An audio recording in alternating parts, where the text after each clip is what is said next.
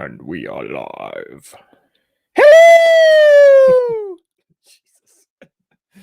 All right, this is the sound check portion of the show. You all know how this works by now. Let us know how we sound before we get started. Please and thank you. What are you doing over there? I just noticing these buttons. I think those are the ones that Kristen gave me, right? I think The so. buttons? Yeah. Yes. Guys, Skate Pod guys sent us stickers a while back. Fuck the escape pod.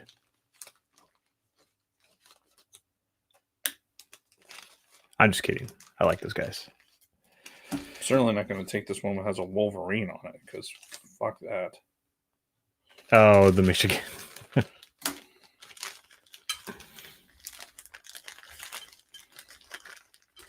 Oh, it's a magnet. Oh, look at that. Would you look at that? Those clever fuckers. So they say we sound good. Good. Good, because that's good. It's good. Not drinking alcohol tonight. I'll get into why as we get into our weeks. It would appear Anything Dave's to not do with either. last night? I don't think so. Yeah. Last night was great. nothing like texting on Ambien. Yeah.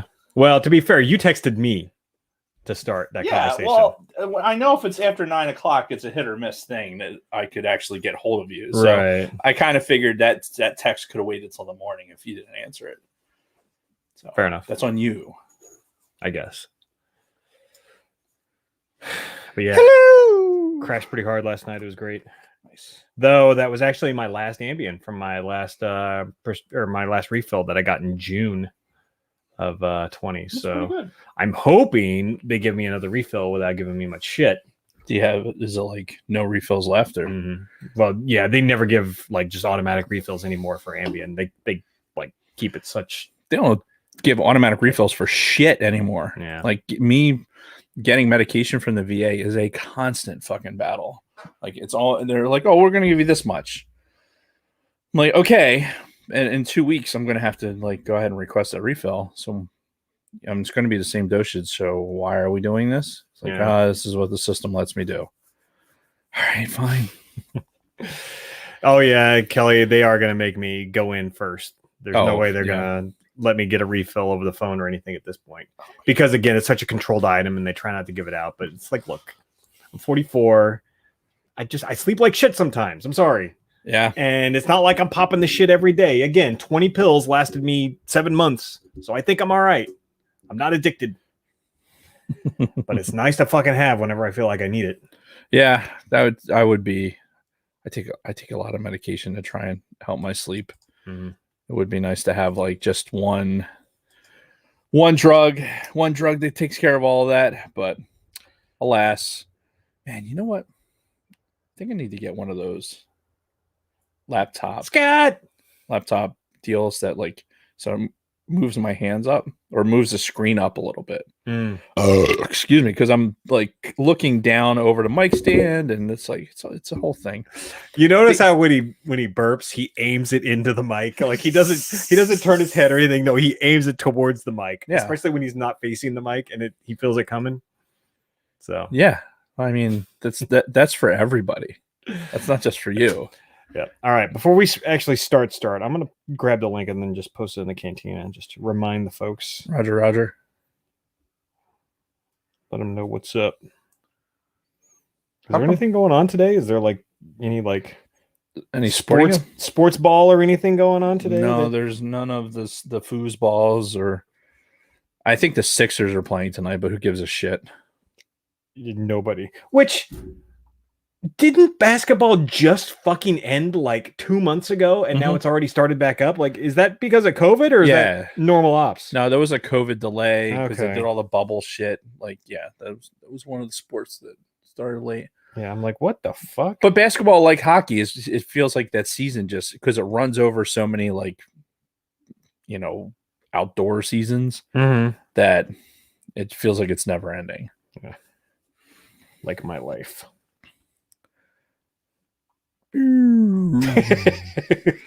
to bring down the vibe. All right. about to post this, and then we'll be good. Did you see that Budweiser, Coke, Pepsi, all those companies, instead of the money that they were going to pour into advertising for the Super Bowl, they're just donating to COVID relief. So they're not going to run any ads during the Super Bowl. They're just donating that money. Well, that's cool.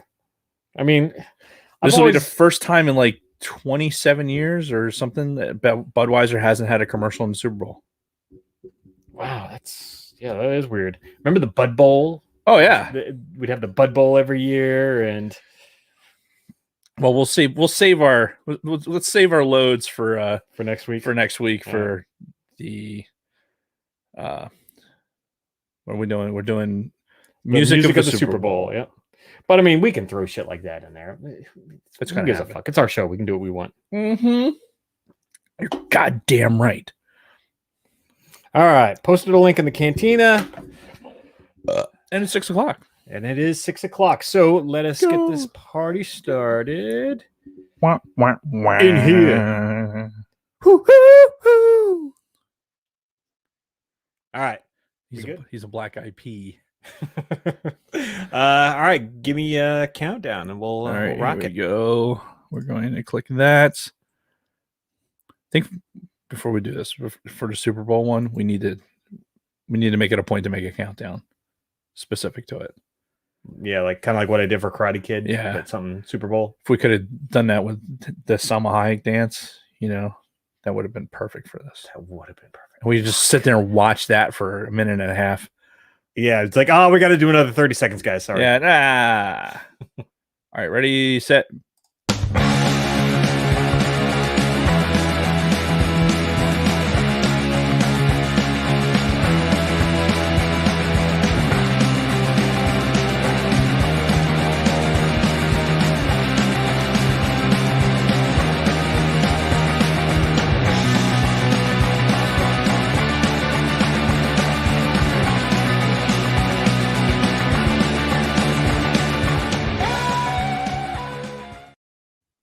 From a Gen X point of view is brought to you today by podbelly.com.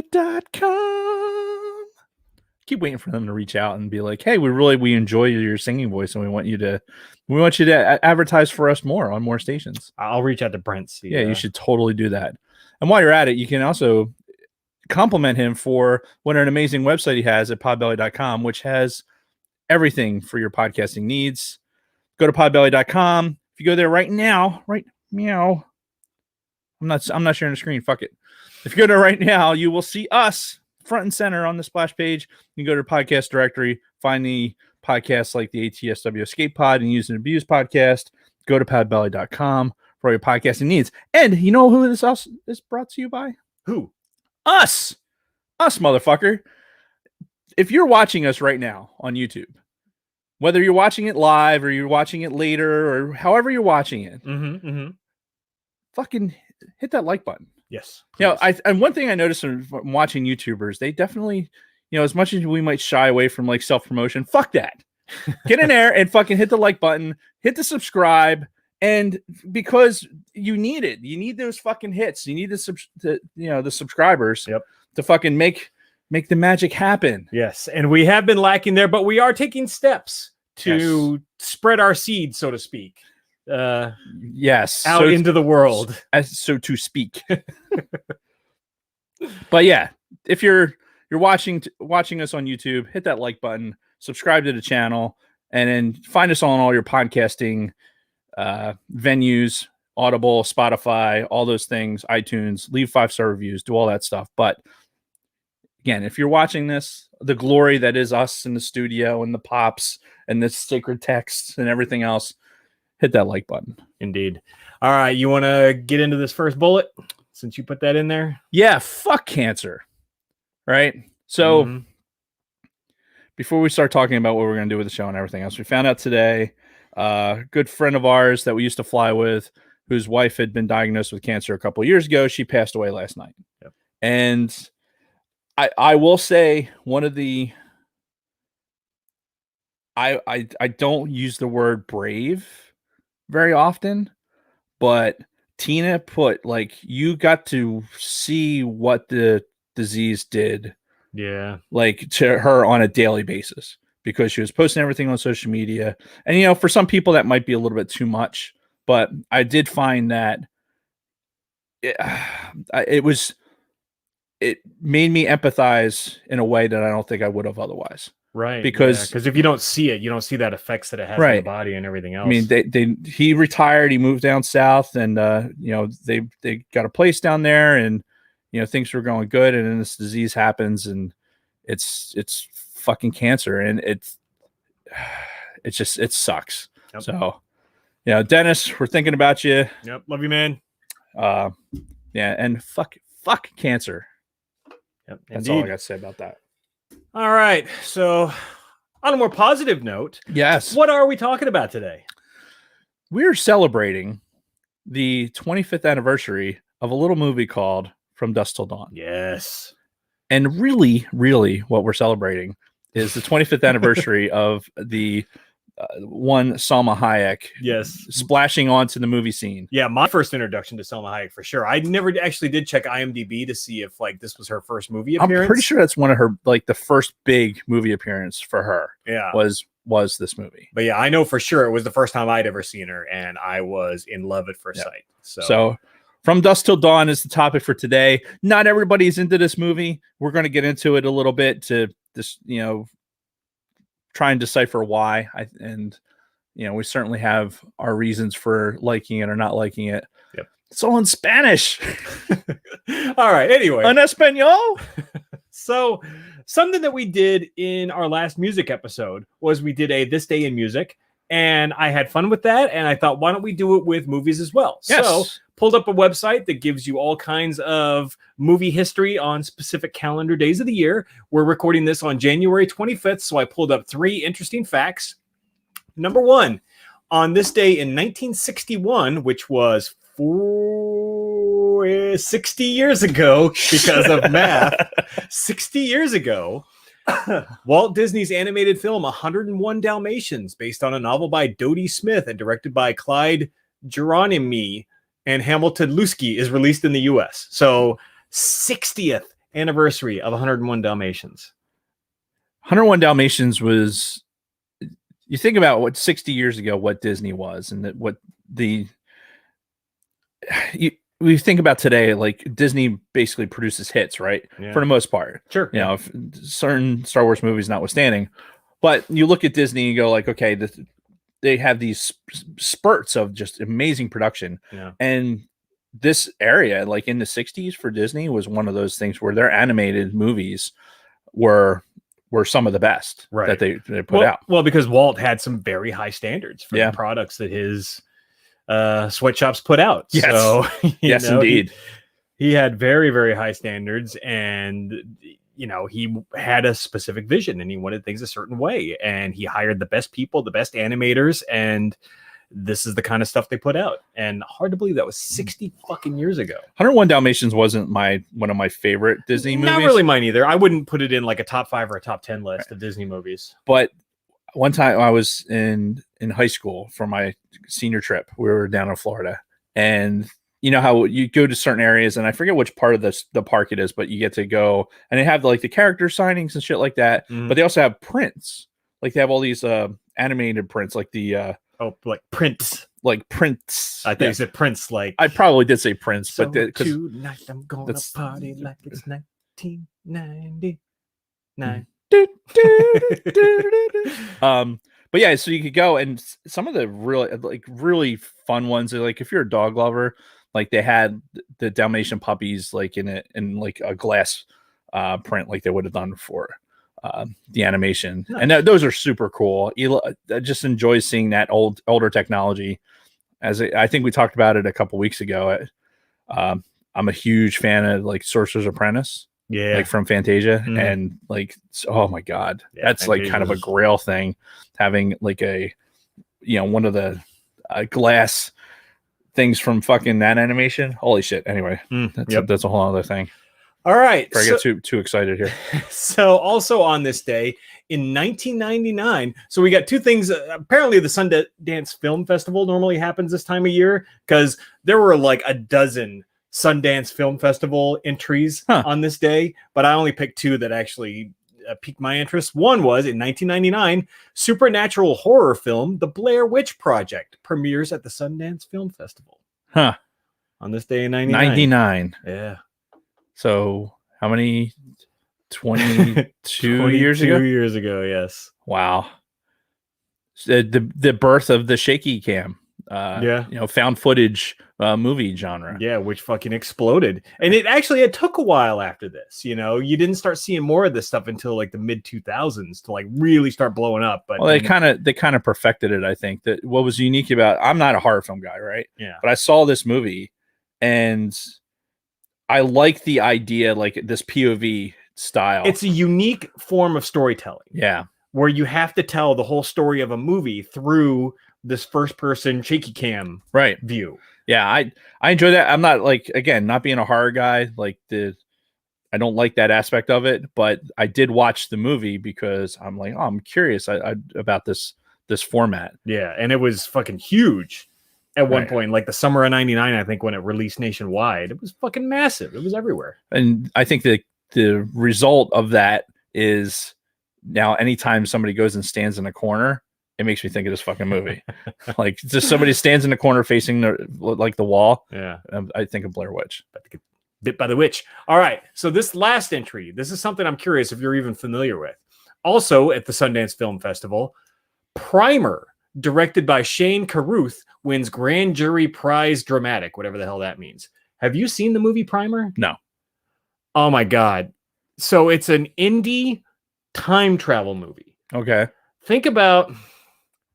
I'm trying to think of the best way to describe it. You know how for the Christopher Nolan Batman movies, they took the idea of Batman and they really grounded it in reality, right? Okay. Where they kind of took out any kind of like fantasy aspects and really tried to make it like if this really happened in the real world.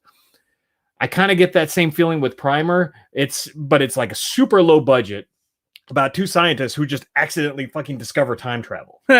And it's not a comedy. It's like a drama. And it's basically the fucked up shit that can happen when you when you learn that you have this and you want to take advantage of that ability. That whole idea of like affecting, like what Back to the Future tells in more of a comedic kind of plucky way, like that, if that is rooted in reality, like what you could do and how much you could affect time. Yeah. And the second or third order effects of what could happen. Yeah, dude, I totally see that as a drama. And there's so many like time jumps and everything to where like you start to get confused, like, wait, what the fuck is going on? There's like a YouTube video, like a 30-minute YouTube video that breaks down the whole movie and like the sequence of events of everything that happens, because you kind of need that at some point because there's so much shit going on. It's fucking crazy. Awesome movie though. Like if you ever get a chance to watch Primer and you can kind of think about it and like really analyze what's going on in a movie. It's a mind-twisting fucking wild movie. Have to take medicate myself and then fucking see if I can sit through that. I don't know. If you medicate beforehand, then you might be really confused. So that was This Day in Movies, January 25th. Yeah, we need a song for that. This Day in Movies. See, we need to come up with everything that we need songs for. All come up with some sort of a chord string on the piano while you sing to it. Chord string, like I can't follow. I haven't read music since I was a fucking. You don't have to. You just sing. 10 years old. All right, fair enough. In fact, you sing it in the harmony that you want to sing it in, and then I'll play some chords to kind of match that. Okay. All right, moving on. We ready to get into our weeks? Sure. All right. So we will start with me as usual. And this thing. Hold on. Can we get it on the camera? There it is. Right there on my bicep. Got the last of my arm tattoo last night. All right, let me talk about this. So initially I wanted to get this last part on the bicep, and then I was going to get more on my forearm. Right. My artist actually talked me out of doing the forearm. We did some mock-ups. None of them really looked right. She's like, honestly, if you finish the bicep the way your arm is, if you're not going to wrap it all the way around, that's actually perfect right there. So she talked me out of getting more when she could have just said, yeah, fuck it, get more. And, kept me in the chair for another hour and got more money out of me. But she didn't. She's like, no, that looks good the way it is right there. So I'm like, fuck it, I'll go with it. You're the artist. I don't have a single artistic bone in my body. So, but she also wanted to touch up all the rest of the tattoo because, I got it done at 2 separate times. Right. The colors didn't 100% match between the two. So she wanted to kind of go over everything again and just make all the colors match and flow, which means she basically covered every fucking inch of my tattoo, which is why you see the medication all over my arm. Right. Because she basically played a greatest hits of all the pain that I've gone through up to this point, and then did the bicep, which was the most painful part of this entire tattoo, was what I got done last night. I believe it. Fuck, it hurt. Yeah, holy fuck shit. That. But it was good. The arm is done. Come springtime, I'm going to start working, like spreading it into the shoulder and the chest area. But nice. The arm portion is complete. So excellent. Yes. It looks good. Thank you. She did a good job. And so actually, this was afterwards. I posted some pictures on Facebook and I tagged her, my artist, and a guy that I know that I'm friends with here in Jersey, which I don't know that many people in Jersey, to be quite frank. Right. Like, it's mostly just people that I work with. I've met very few people outside of work that I would call a friend in New Jersey. And one of these friends of mine, Neil, comments on the thing, and he's like, dude, that's my best friend's sister. I'm like, what? Jesus Christ. Yeah, so I found out that through one of these rare New Jersey friends that I have, that she's actually, like, that we had a mutual friend. No shit. Yeah. Oh, that's really funny. It's funny how a fucking small world it is a small fucking world. Yeah. And by the way, as she's like finishing up the tattoo, she actually asked me out of the blue, so have you ever seen From Dusk Till Dawn? And I'm like, shut up. Funny, you should mention that. Oh my God. Well, I can see that because, the Clooney tattoo. Yeah, the Clooney tattoo. You see it on his neck. Totally. Yeah. And then at the end of the movie, when he takes off his shirt, you can see the rest of it. Right. He's got a very similar tribal-like tattoo, but his is very like vertical. Anyway, but yeah, she asked me about it, and she's like, "Oh, you're gonna get your neck done like Clooney from that?" I'm like, "No, for multiple reasons. Yeah, Kristen wouldn't like it. My work certainly wouldn't like it. Right. And I don't even know if I'd want to do that. That might really fucking hurt too. Fuck like that, getting dude. a tattoo going up your neck. Yeah, zap, zap, zap right in your carotid artery. It's like, oh yeah, no, let's not do that. Fuck. Yeah. So, aside from that, I did mention last week how I was signing up with a personal trainer. You did. At my gym. I have signed up with him. I've already had 2 sessions with him. Mm-hmm. And this is a full thing. Like, when I went into his office and he like asked me what I wanted and everything, and I told him, like, dude, I'm a 25-year military guy. I am great at following orders. You just tell me what to do, exactly what to do, when to do it, and how to do it, and I'll do it. Like, right. And it was basically like that scene from MacGruber, like, just tell me what you want me to fuck, So he set me up with this plan. He gave me a 5-day workout, like exactly what to do, how many reps, how much weight, blah, blah, blah, and a full meal plan. Okay. Which, holy shit, dude. Like, he wants me to eat like a lot. See, it's not too much. It's like 2,600 calories a day. Okay. But fuck, it feels like a lot because it's a lot of heavy food. It's like fucking a lot of chicken, a lot of red potatoes, just basically protein. Yeah. A lot of protein and then certain types of carbs. The potatoes are earlier in the day. You're not supposed to eat carbs at night, blah, blah, blah. But it's been a chore sometimes to force myself to eat all of that food. But he's like, no, you have to follow this meal plan to a T. But I get one cheat meal a week. Okay. So he said, one day or one meal a week, not one day, one meal a week. You can cheat a little bit. And he also it was not a fan when I asked him about alcohol. I'm like, so what's the policy on alcohol? And he just kind of sat there and shook his head. But he's like, all right, well, what do you drink? I'm like, beer. He's like, no.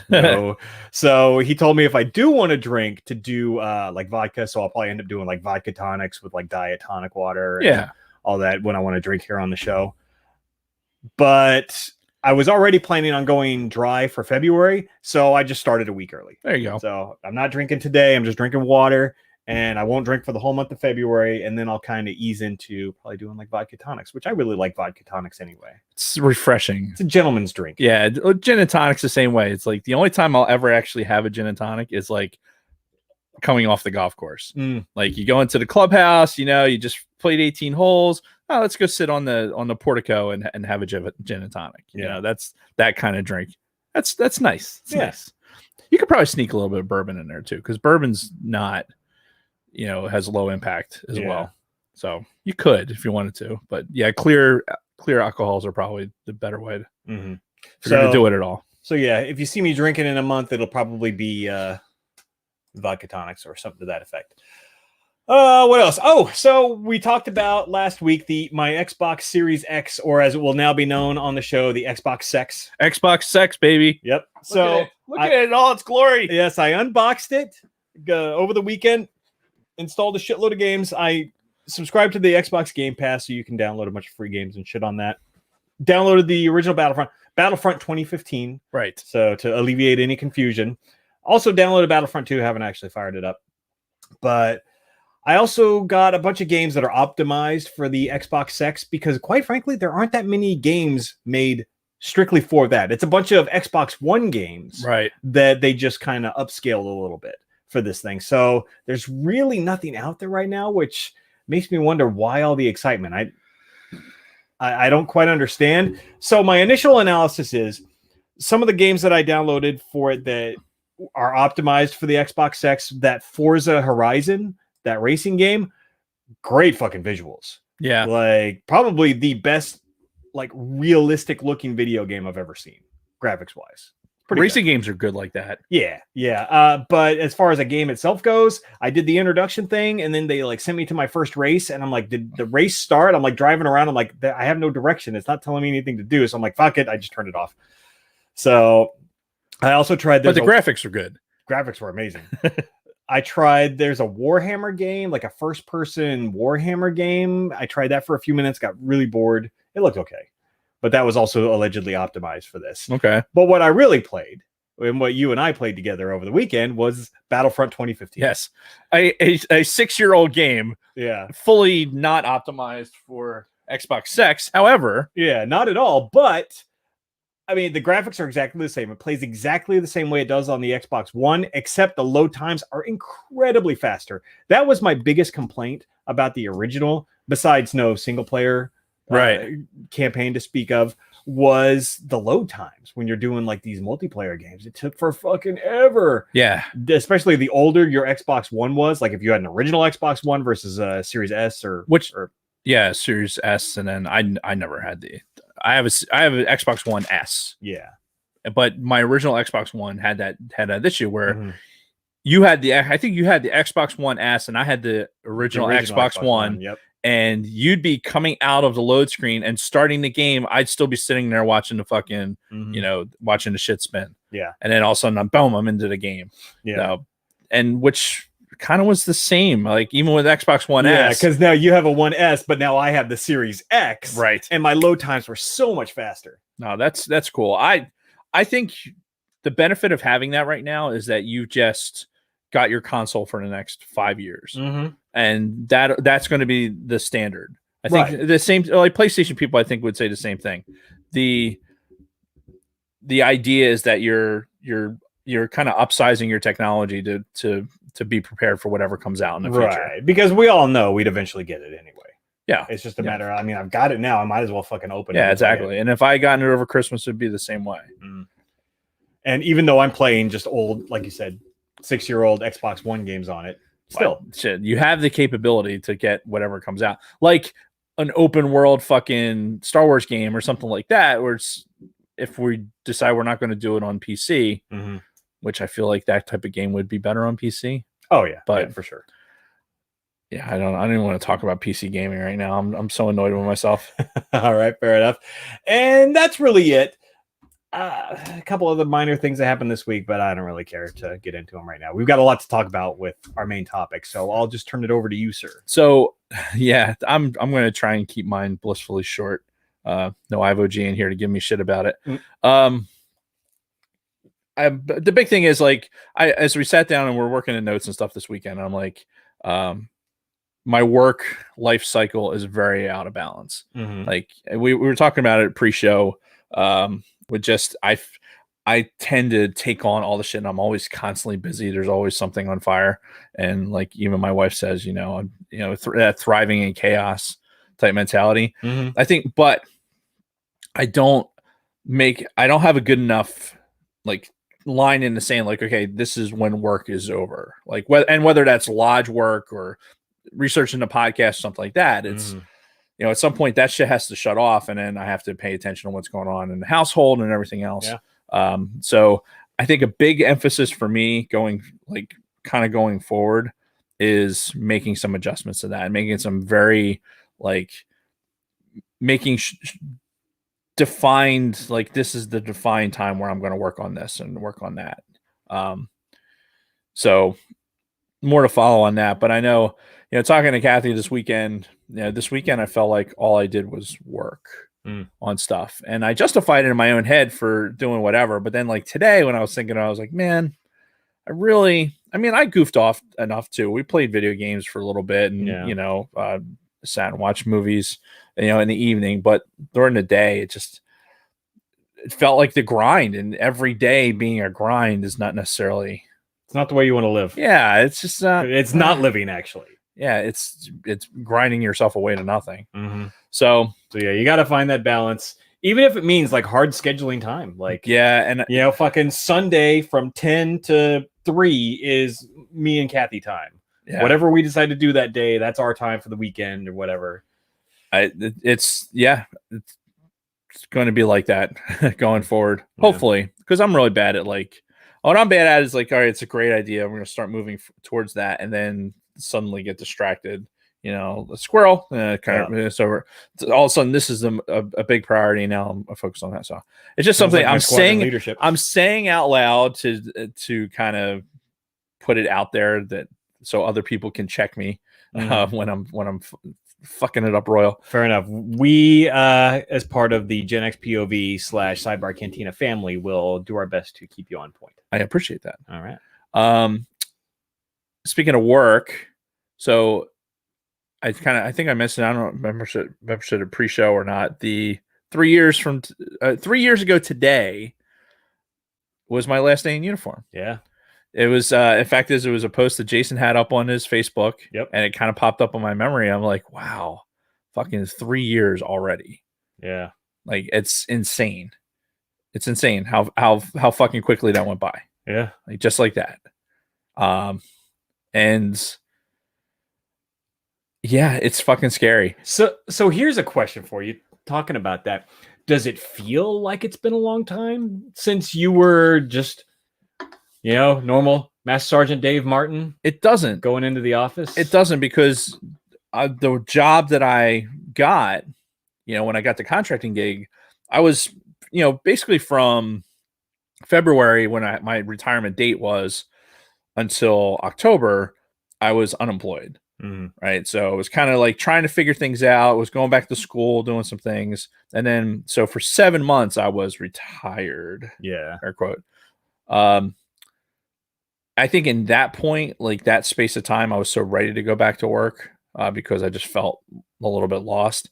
But I went right back into the military industrial complex, which I kind of told myself at the end of my career I didn't want to do. I remember you saying that. I was like, I wanted to avoid it. But the reality is for what I get paid to do, like you're basically in the environment that we worked in. Like, you imagine back in ops, not necessarily what you're doing now, but back when we were in ops, there was like, here's the taskings that you have to do. And you can either be really be into it and do a lot of extra shit, or you could just hang out and but your actual like work time at work, your productivity time was not that great. No. And honestly, and nobody cared, because your primary job was to go fly in airplanes. Right. So anything that was going on in the office was like, okay, yeah, this is important, but this is important. And when that's done, then you go back to fucking off. So that's going back into that environment. I realized that you can't substitute what, like, the military is there. Yeah, there's people with office jobs. When you're in operations or you're a maintainer or something like that, like your job is to actually go out there and do the mission. Yeah, that's what you're trained to do. So the ancillary stuff and the office duties and shit like that you start getting into when you get promoted and do stuff like that. But yeah, well, but I mean, our squadron was unique, where even the newest people would everybody given. Yeah, we were performing wing level tasks at barely a squadron level size. Mm-hmm. But yeah, all that being said, because I went back into the military industrial complex and I'm back in the operations environment, like I don't feel like I left that much. The only thing I really noticed about it is like I fucking don't have to shave and I'm fat. Right? Those are the two things. So saying that, this weekend, while having these epiphanies about my work life cycle, I was looking at something. I was looking online for DoD civilians. You can actually go and take military courses. Mm-hmm. Like one of those examples is like squadron officer school, right? You hear captains that go off to SOS and get promoted to major or whatever. Sure. I have the opportunity to do that. I mean, you have to apply for it, but they take civilians in those courses. And one of the requisites for that course, I didn't have enough time. I don't have enough time as a civilian yet to qualify. But one of the qualifiers was you had to be able to participate in PT.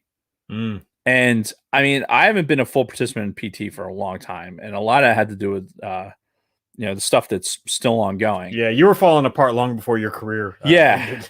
So, but it didn't say like participating in squadron PT, like, and basically in effect, like they ran about a 5K every week, right? Which isn't a whole lot. No. That's like that's a little bit of running. So I'm like, you know what? Maybe that's something I need, because my cardio plan is stagnant. I can't work out inside like I want to. Had the bike set up and everything else, and it's super, super convenient. It's right there. Still can't do it. So I'm doing this couch to 5K thing with the idea being that I don't have to do it. Right. That's the best part. Like for the military, like, oh fuck, my PT test is in April. Like, so now I'm studying now for my PT test, and fucking, you go into this like workout routine where you're really front loading on the run, because that's where it's easiest to gain points on the run. You max push-ups and sit-ups. I mean, that's it. And those are the points you get. Waist is what it is. I never could get my waist down. Which, by the way, you heard they completely shit canned the waist. Oh, of course they did. Yeah. And now that I'm out, of course they did. So I know I'm just barely making on the waist every year. Mm-hmm. But with the run, that was an opportunity to kind of make up points. Yep. And I was never the fastest fleet of foot guy. And it's almost like the issues with my knees really just prevented me from doing the amount of running that I needed to do to be proficient for the PT test. Mm-hmm. I don't need to do that run. I don't need to do that shit now. I can go out there and I can do like... You can just jog. You don't have to like fucking kill yourself for a mile and a half. I don't... Yeah, exactly. I don't need to fucking go into fucking exhaustion. Prep myself for that type of run. So, and listen, I know there's veterans out there that are listening to us right now and they're like, fucking Air Force guys. Like, are their PTs? Yeah, the PT is a joke compared to a lot of the other services. However, think of it this way. Your job is to, let's take the ops air crew out of it.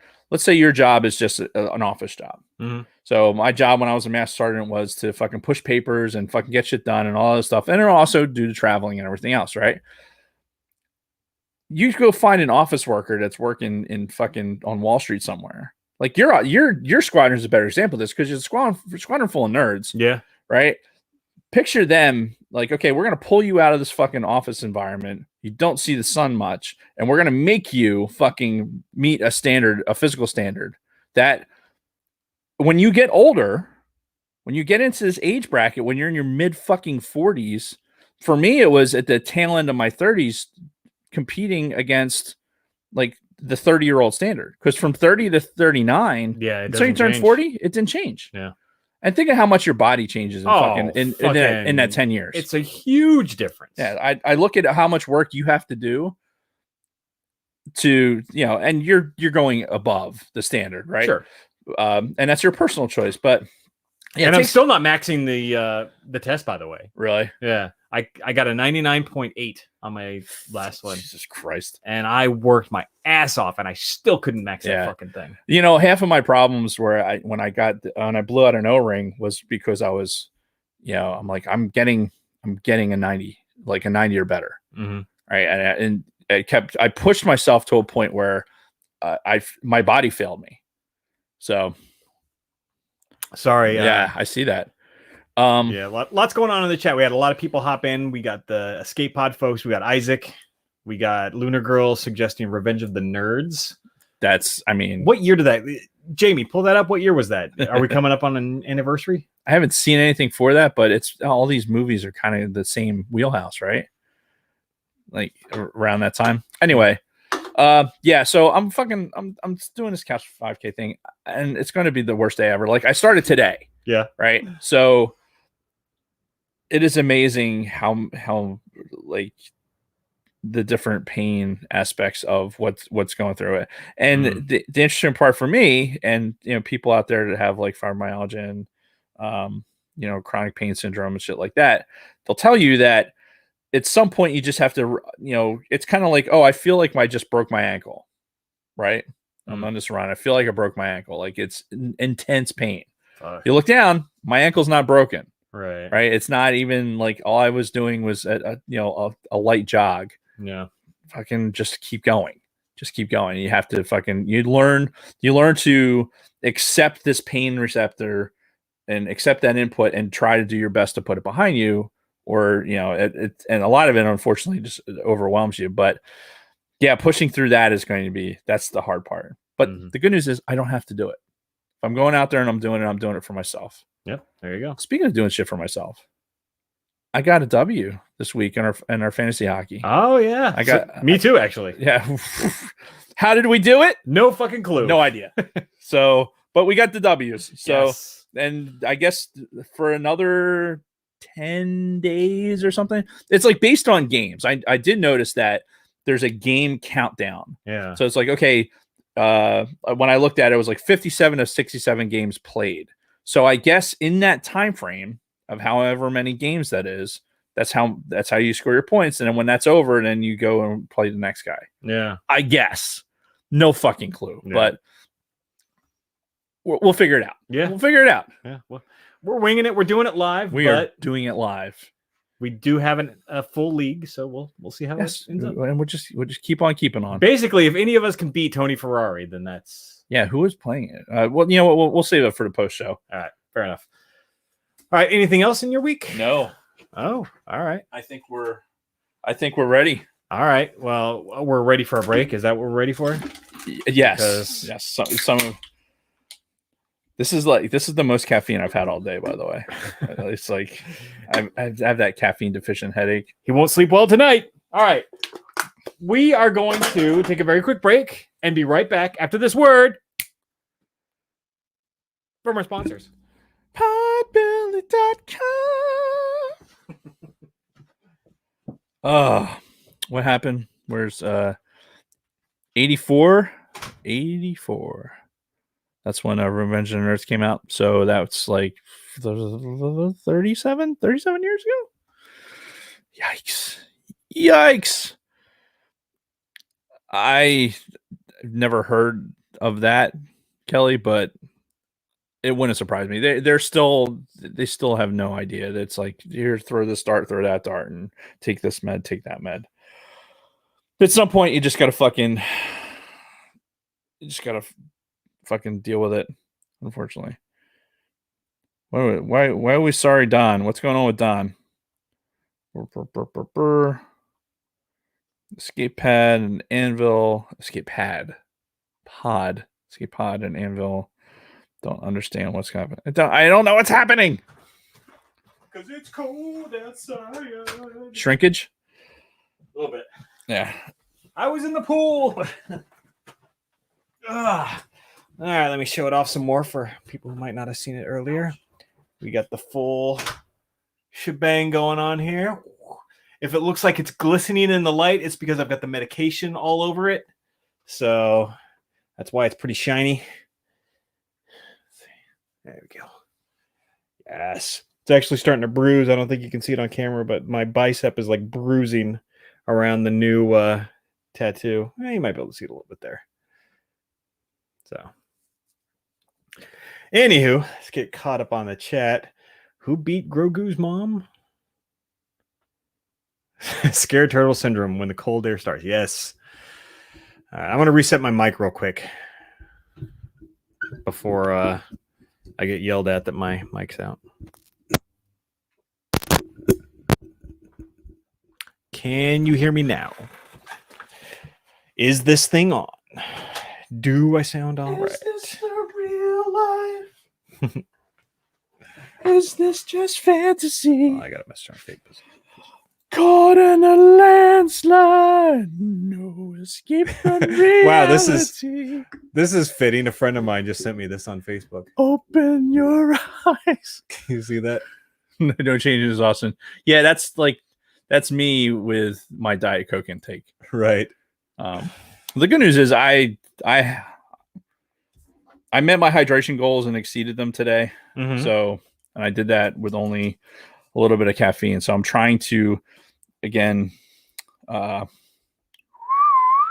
affecting that balance a little bit better. Cool.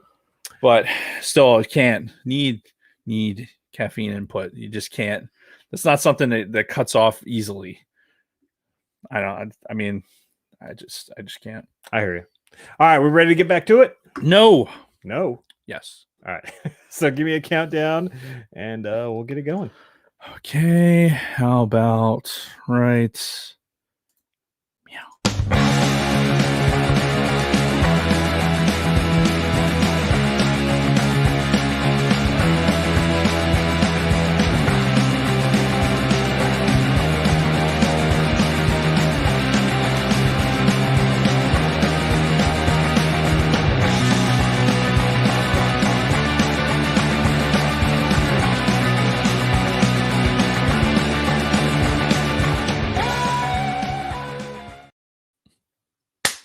And we're back. You know, we were having this conversation about Blair Witch, and then I look over at your guitar, and your guitar's like facing the corner. It's just sitting there facing the corner. It's been a bad guitar. Yeah, the Blair Witch got him. So, From Dusk Till Dawn, released January 19th, 1996. We're going to get into like where we were and what we were doing at that time, because I think our stories are actually going to be very similar. Right. But before we get into all of that, we're going to just lay out some specifics. First, it was directed by Robert Rodriguez. If you're not familiar with him for whatever reason, he's been a partner with Quentin Tarantino for a long time. He did the Desperado movie. He did the Machete movies. Right. He's done a lot of shit. You might most recently know him as doing the Mandalorian episode, The Tragedy, which was the episode where Mando took Grogu to the fucking Jedi meditation spot. Boba Fett shows up. Right. Empire shows up. Boba eventually gets his armor back. Yeah, huge Boba Fett reveal. Oh, by the way, spoiler alert if you haven't seen it. Yeah, if you haven't seen Mandalorian yet, sorry. Yes. But yeah, so he directed that episode of The Mandalorian. So he's everywhere, fucker.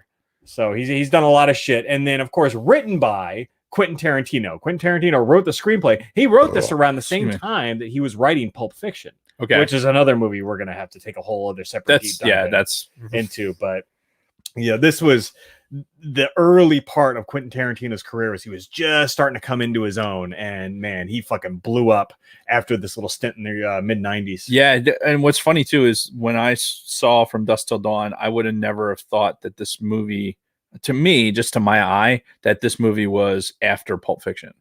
Right. Like in my brain, it was like same thing with Reservoir Dogs. Like I saw Reservoir Dogs late because of Pulp Fiction. Yeah, same here. So I didn't associate Reservoir Dogs with being from 1992. Yeah. I put it a lot closer to Pulp Fiction, almost like it was a biannual trilogy. Yeah. And Dusk Till Dawn, I thought, hey man, this must have been before Reservoir Dogs, and it wasn't.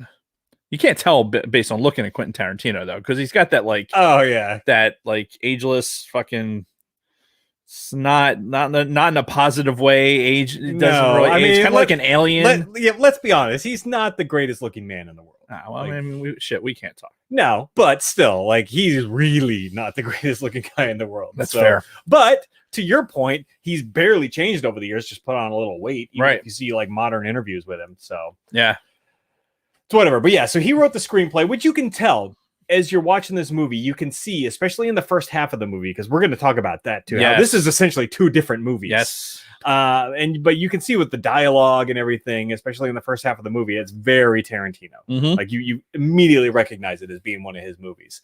So, and okay, I got to bring this up because this fucking generation now, or even people like our age now, are so fucking spoiled with the method of movie delivery at this point. Yeah. Think about it. We live in an age right now. You can watch whatever movie you want, whenever you want. Period. Yep. Like within minutes. Yep. You might have to pay a couple ducats. Yeah. Yeah. But yeah, everything is instantaneously available. And the beauty of it is, because there's so much out there, sometimes you'll find movies like From Dusk Till Dawn on some random free streaming service that you had no idea existed until 3 days ago. No clue. Until you posted that in the cantina, I had no idea. What I was thinking was I have the DVD and I was going to have to fucking, sit in the room that had the DVD player. Right. Although I guess I could put it in an Xbox. Huh. Anyway. A little late for that. Sidebar. Does Xbox X does that one have a... that has the disc drive, yeah. Excellent. So, yeah, because the Xbox Series S, or the SES, as we'll call it, no that drive. one has no drive. It's digital only. Okay. So anyway, yeah, I was thinking about it. Oh, I'm gonna have to get DVD, and all right, it's gonna, like, the timing of it was just gonna be weird. Yeah. The fact that you posted this Pluto.tv, whatever. Yeah. And I'm like, oh, I'm sitting here working on other stuff. I can have it going on my computer screen, and I can take notes and do all that shit at the same time. Yeah.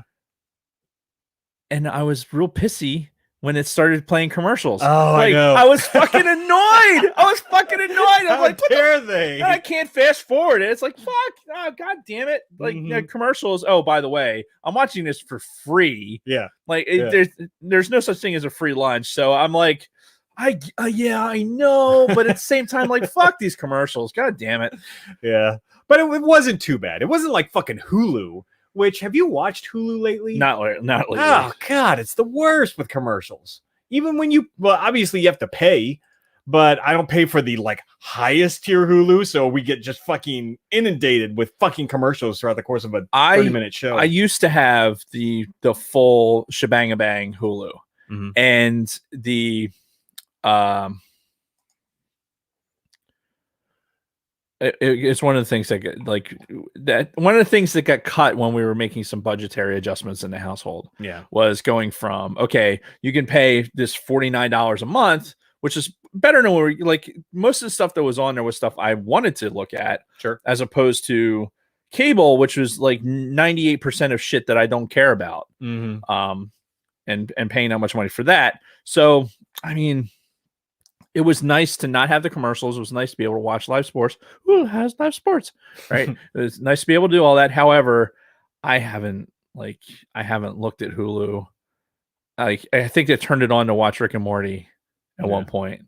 And that's been it. And that was probably a year ago. Yeah. We've been watching What We Do in the Shadows, another vampire show. Okay. By the way, on there. But yeah, it's fucking annoying with the commercials. But anyway, we digress. So yeah, we discovered this Pluto TV, which, by the way, Luna Girl in the chat is saying, oh yeah, they love Pluto TV. That's like one of their favorite services. I'm like, I'd never fucking heard of it. Never seen a commercial for it. Never seen an ad or anything. Well, you know what? This is where they live. They're part of the country where you're not getting, like, you and I enjoyed football games this weekend over an antenna. That is true. Right? Yeah. And we get a lot of channels because we're in this major metropolitan area, whereas up there in NEPA, not so much. Yeah. So it's like, if you can get something like this streaming, however good your internet connection is, and at least you have all this access to all this stuff. So you find things like Pluto.tv or one of these other sites where you can watch UFC games through some, unauthorized means. That's fair.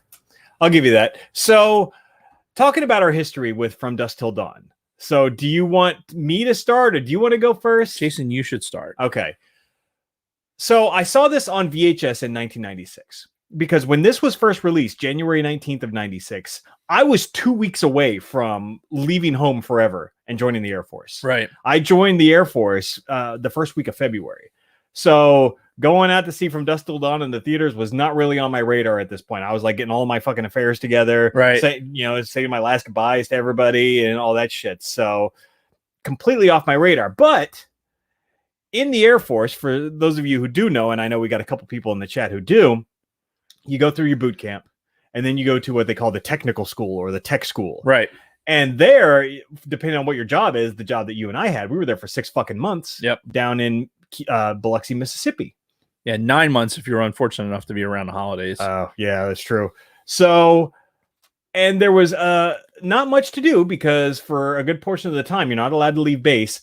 I wasn't 21 at that point. So even when I could leave base, I couldn't go to the casinos like you could. So we had this little this little convenience store type thing in the triangle area, which was where all of our dorms were, and they rented out VHS tapes there. Right. So in the summer, when I finally had some freedom for the first time all year in 96, I just walked down to this fucking store. Well, first I went to the BX and I bought a little TV/VCR combo player.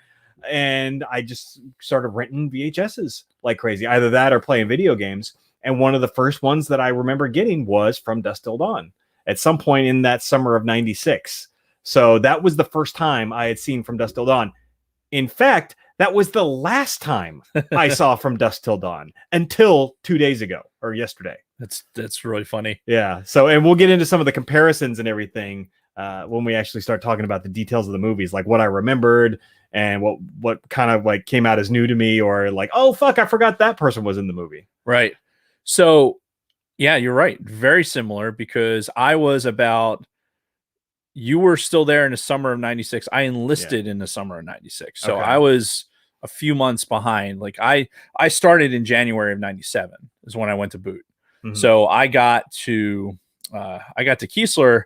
It was, I think, President's Day or something. It was like, it's only 6 weeks. So it was before Valentine's Day. It was sometime in February. Mm-hmm. And so that February, like you said, I was 21, which initially it didn't really matter, right? Mm-hmm. Because you're all locked down. You're what's called phase 1, day 1, right? Because you had to be in some sort of uniform all the time, and you had to carry your 341s and all this other bullshit, right? So they're letting you think about it from a kid perspective, right? These 18-year-olds, like they're introducing the military life to you, kind of they're spoon feeding it to you, like or real life. Like I learned how to use a washer and dryer when I was there. So you start having to take care of yourself. And I know because I was a fucking dorm chief. I was a green rope, right? And the fucking filth. Some of those fucking some of those kids that had never been outside of on their own before, like. They just didn't know how to clean up after themselves or anything else. And we all shared, like, this is the Air Force today. Like, if they have to share a bathroom between 2 rooms, they're like, oh man, I have to share this bathroom. We had 15 fucking dudes, 16 dudes sharing one fucking bathroom area that had to be fucking squeaky clean all the fucking time. We learned how to fucking, wax floors. Oh yeah. Right. That was a big thing. And I volunteered to be on a first floor dorm because somebody wanted to be able to sneak out and fucking go party because he was 21.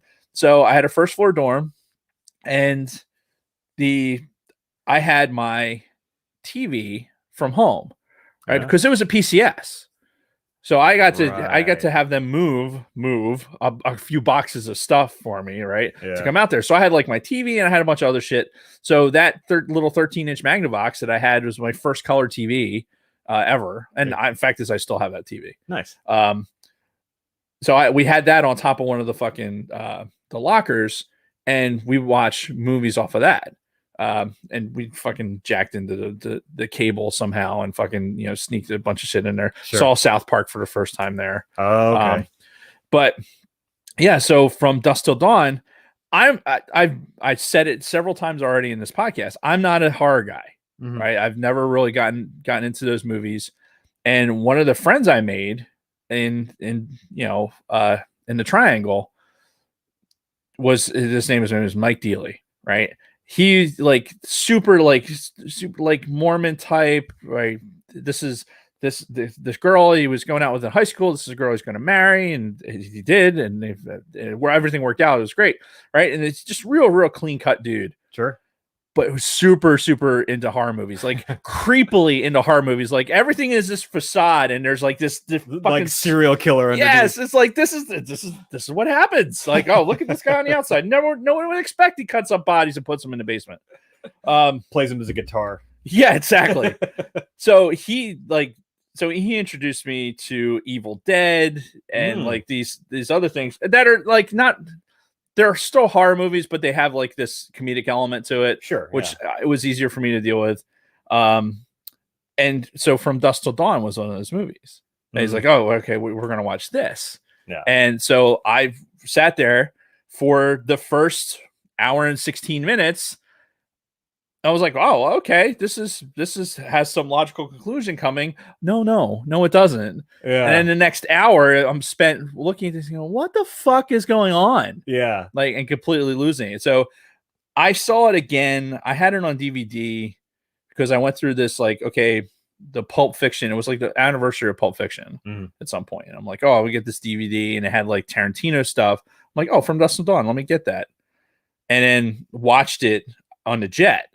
Right. We're on a trip. I watched it on the jet, and I'm like, again, the first hour and 15 minutes, like, wow, this is a fucking Tarantino movie. Yeah. And then all of a sudden, it's like, no, it's not. I'm like, all right, I'm done. So, and then I watched it again. So I've probably legitimately only seen this movie 3 times. Okay. Probably 2.5 times.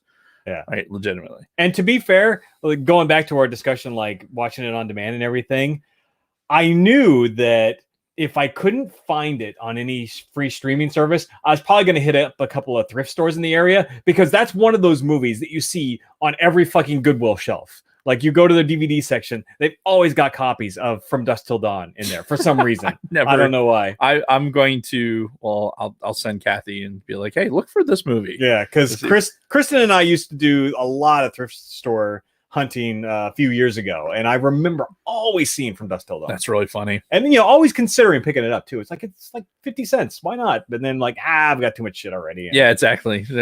Especially this day and age when you can go to Pluto.tv, and if you're really hankering to see it, yeah, you can see it. Yeah, but I was uncensored too, by the way. Like, give it full credit for a streaming service that has. I never had to put what age I was or anything else. You don't have to log in or anything. No, it was like, here it is. I'm like, oh, fuck, there's some titties. Yeah. Awesome. Yeah. So, I mean, if a kid is, strapped for trying to find some sort of entertainment, and his parents have locked down all the porn sites. Yeah. Well, try Pluto TV. Yeah. And hasn't figured out how to do his own VPN already. Right.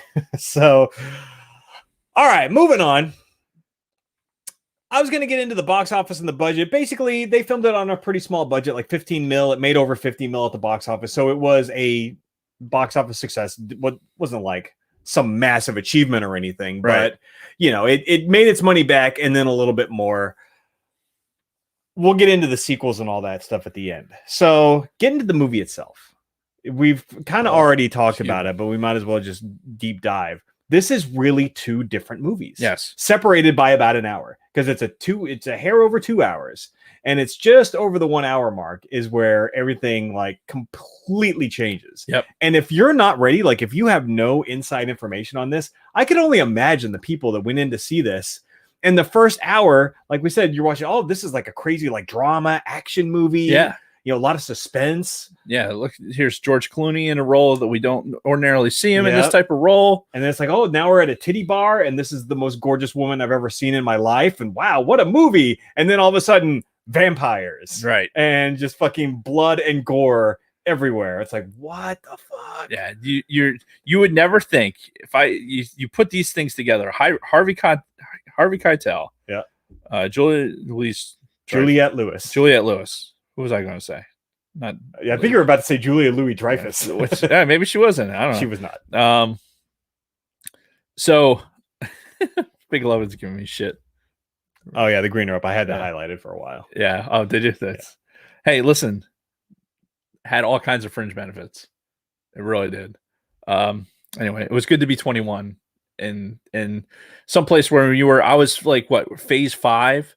Like we were basically permanent party. Was there for so long because we had like a month and a half between E&E fundies into the guidance control thing. All right, so I was doing weeds and seeds for like a month and a half. Fuck that. Yeah. So the idea of like, okay, could you try? No. The idea of being able to go and fucking anyway. Squirrel. Yes, fucking big loving. I forget where I was going with that. Oh, like, about the people. The cast. You put this cast into this mix, and you would have been like, all right, this. You would never guess that this was going to be a fucking vampire movie, because, like you said, you would still never guess it was a vampire movie when you're sitting there for a fucking hour, right, and going like, there's like the only hint that this could be something weird is you look at the poster. You got Clooney, you got Tarantino that, with the guns pointed, like, like something off of from Pulp Fiction. Yeah. Right. And there's like this building and with bats flying out in the distance in the background. And you're like, oh, that's weird. Yeah. You don't understand that until you're fucking an hour plus into this movie. Let's talk about Clooney for a second. This was his first starring movie role. Like that was his big breakout role. Because he was known for TV up to this point. He was doing ER forever, and he had done a bunch of like soap operas and a whole bunch of other shit on TV, but he was not a movie star before this movie. This was like his first leading role in any kind of major movie. That's really funny. And this was the beginning of his movie career, was this fucking movie here. So you think about him as that squeaky clean, ER doctor and everything, going to this fucking, his brother was the real psychopath, Quentin Tarantino's character, but him playing this character, Seth, I forgot how fucking bad of a person he was. Yeah. And, in the 30 years or the 25 years that have passed since I saw it. So, I remembered, they were two brothers. They were like criminals or something, just escaping from the cops. No, they were fucking like murderers. And like the level of like derangement that had to happen, where if you're the guy, like you're just the cold-blooded guy carrying a 45, like it's going to kill people, having to corral this brother who's a fucking like the sex offender and everything else. It's like, that what you would have to do in your own head to fucking justify that as normal behavior. Yeah, and he never justified it. Like he knew it was fucked up. Yeah, but at the same time, it was still his brother, and he's still going to take care of him no matter how fucked up he is. Right. Which that just adds a whole other dynamic to his character, which I think Clooney's character in this is fucking awesome. By the way, Clooney does a good job. I don't know how to respond to that. I don't care. And how about Tarantino's performance? A guy who's not even really an actor. Like, I don't know if he ever had any real acting training or anything, but he's always had bit parts in his own movies. Right. Honestly, Tarantino's best role was in Pulp Fiction. Well, yeah. Like that 10 minutes or whatever he's in there. Yeah, unfortunately, we can't really quote much of his dialogue, but if you've seen Pulp Fiction, you know who he is. Whereas he has a predominant role in, the first hour of this movie. Right. So, and man, he plays this part fucking great. This fucking psychotic, like deranged, fucking super pervert, fucking rapist, fucking murderer. Yeah. Like he plays it a little too well. I mean, like, if we're being honest, it's like, I don't think he had to dig deep for this fucking role. Well, we're also talking about the guy who wrote Natural Born Killers. You remember that movie? I do. You talk about a fucked up, deranged movie. So, Quentin Tarantino wrote the script for that too. Yep. So, what year did that come out? That was earlier 90s, 92, 93, I think. Yeah. Jamie, pull that up. But yeah, so obviously he's not all right in the head. And man, we had some really good scenes with them. That opening scene when they're in the liquor store and the local cop comes in, such a southern small town, good old boy vibe. Yeah. In that interaction between those two, and how the sheriff guy or the ranger, he was a Texas Ranger. Yeah. Knows the fucking stoner that works behind the counter. They know each other on a first name basis, and just the very casual conversation. But then when the cop goes to the bathroom and fucking Clooney immediately comes out and puts the gun to this guy's head. And that's where you get that iconic shot of like looking down Clooney's arm in the barrel of his fucking gun. Right. As he's looking at this guy. That's the image on the fucking poster and everything. Really, really good shot. And right off the bat, you're introduced to this fucking crew and just how fucked up they are. Yeah. Yeah. And you don't see him at all. Like you see that there's like a woman kind of in the background when the ranger first walks into the thing. Yeah. And you kind of see them in the back. Like you don't see the robbers at all. Nope. Until the dude goes in the back to use the head. Right. And then immediately Clooney's got the gun in the guy's face. Because then they set the stage for they were there before. They fucking told the clerk, hey, be cool. When this guy comes in, you're going to fucking just get him the fuck out of here. Right. So, and then they have this more interaction in between. And this is where we get the hints of how fucking crazy Tarantino's character is. Richie. Can you imagine, like during this scene, could you imagine only paying $6.50 for a bottle of Jack Daniels? Yeah, I know, right? Like, and then be upset about it. Yeah, and then Ranger's like, wow. And there's a very particular part of Texas it has to be in too, because there was a lot of dry counties in Texas. Yeah. We used to be in one all the time when we go out to work, do work on the jet. That's right. Remember, you'd have to stop in the town before you got into fucking Greenville, Texas, because stop at Rockwall, right? Yeah, Rockwall. This is one liquor store that everyone stopped at. This giant liquor store, because that's where you had to buy your booze. Mm-hmm. And there were places in Texas where you had drive-through fucking liquor stores, right? But certain counties, nope, dry. So this place being out in the middle of nowhere that actually had fucking booze available, but it's just having been in some of those podunk places in fucking Texas out in the middle of nowhere, going with fucking Liam, driving to try and find a place that was open because he wanted Natty Ice. Natty Ice. Did you ever hear that story? No. All right, sidebar. So one of if picture From Dusk Till Dawn as going to this place out in the middle of nowhere, and it's like full of all this depravity and vampires and shit, right? Mm-hmm. And have that in your head when you're driving for like 90 minutes away from fucking Greenville, right? Wow. And because somebody told you that, hey, there's like a convenience store, it's on the other side of this border, take this road, take that road, right? Jesus Christ. So we get in this minivan, that we rented, and we're driving out there, and because we were sitting around and we're like, oh man, there were certain places where you could drink in Greenville, but you had to have a membership. You remember that? Remember like the Brass Rail and those other places? There was a couple places you could go to drink. And I still have all those membership cards, by the way. They're in my fucking luggage. It's probably time to get rid of those, or frame them, put them in a photo. Yeah, or frame them, take a picture, scan them so they go into the book. Yeah. But so we're driving out to this fucking place. We finally find the place, go in, and the beer that fucking Liam gets is like Natty Ice. It's like, it's not, let's go fucking, we want this very specific Texas beer. No, we want to find the cheapest fucking swill, the one step above fucking the Beast. Old Milwaukee's best. No, we're gonna get this fucking shit, right? So we're like, okay, 90 minutes for Natty Ice. He gets, and it's out in the middle of fucking nowhere, dude. Yeah. Like horizon lines, so like there's no lights, there's no nothing. Just you pull up to this fucking thing, it's like a light shining down on this. What I don't even think it was a gas station. I think it was just this place with one dude in there, just like this.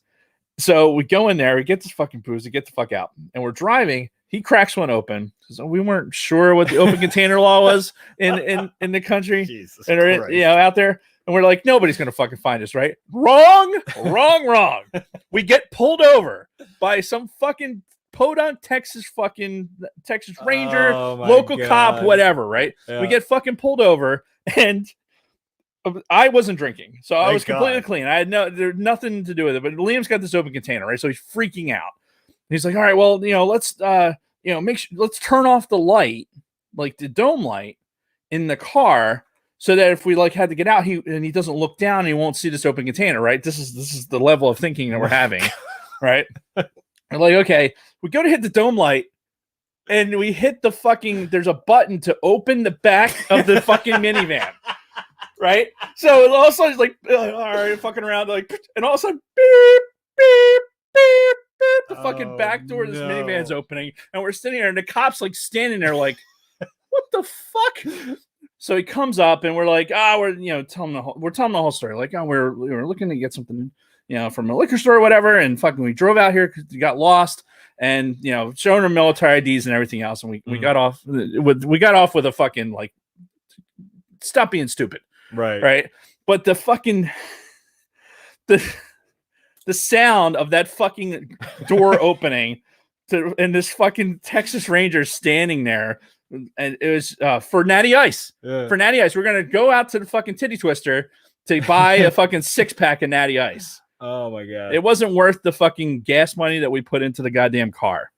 But anyway, that's fucking great. Yeah, I don't know where we're going, but that's we were talking about Seth and Richie and this little liquor store thing. Yeah, and this whole sequence happens where fucking Tarantino snaps. He just fucking shoots the cop in the head as the clerk was trying to get him out of there, and that's where you really just see how kind of fucked up he is. He's like, no, he was help us. Yeah, he was like, he wasn't exactly, and Clooney knew it too. You saw Clooney was like, oh god damn it, yeah, you're fucking getting us into some shit again. Yeah. The other thing that I noticed post Pulp Fiction is you notice the handgun, right? That's Jules's handgun, like that, like chrome plated 45. Oh, that's the same handgun that Jules used in Pulp Fiction. Oh man, now I gotta go. Yeah, back you have to go back and look at it because you recognize it's like this huge handgun. Yeah. You really notice it more when we get to the scene. They're in the hotel with the fucking broad. They go into the one room and he's kind of brandishing that weapon around. Yeah, and you'll see it a little bit better. Excuse me. Yeah, and there was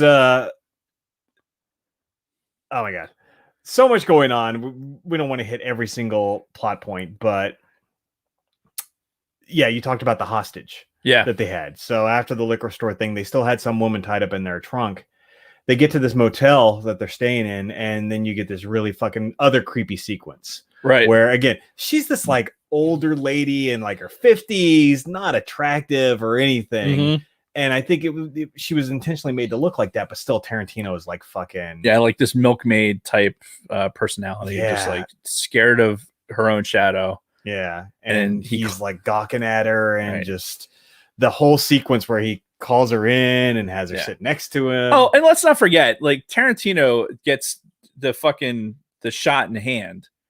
Oh, right? That's right. So there's a hole in fucking Tarantino's hand that they're like putting duct tape on. Which is where great visual effect too, where they're driving and he holds up the fucking hand and he's looking through it. See through it. Yeah. So he's sitting there with fucking duct tape, blood hand, and everything, and just trying to fucking be as cool. Like, hey, I'm gonna sit on this bed and watch TV. Why don't you come with me? You sit right here, right? Yeah.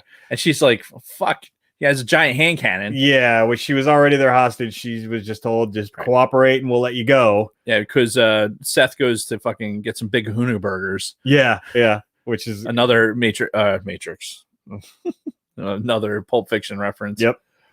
And then, of course, he comes back and he realizes the girl's not there. He's like, what the fuck? And he's like, oh, she's in the bedroom. So here's where this is a Tarantino thing. So he sits down to watch the news, right? Yeah. And they got this very robotic fucking newscaster, right? Well, the Kelly Preston. Is that who that was? Yeah, that was Kelly Preston, which, rest in peace, we lost her last year. Right. And by the way, that cop she was interviewing, that actor, I recognized him. He was Nancy's father in Nightmare on Elm Street. He's been in a bunch of other shit. He died within a couple of weeks of Kelly Preston last year. How weird. Yeah. So those two characters, in that fucking TV segment died in real life or those two actors died in real life, like less than a month apart. That's weird. Yeah. But yeah, so they're reporting on the bank robbery and how many people are died, and they have this like fucking this strange graphic of the fucking count and the count. They're like, tallying the numbers for like oh hey, here we're playing the game. How many people died today? Well, and that's the sensationalism of the media.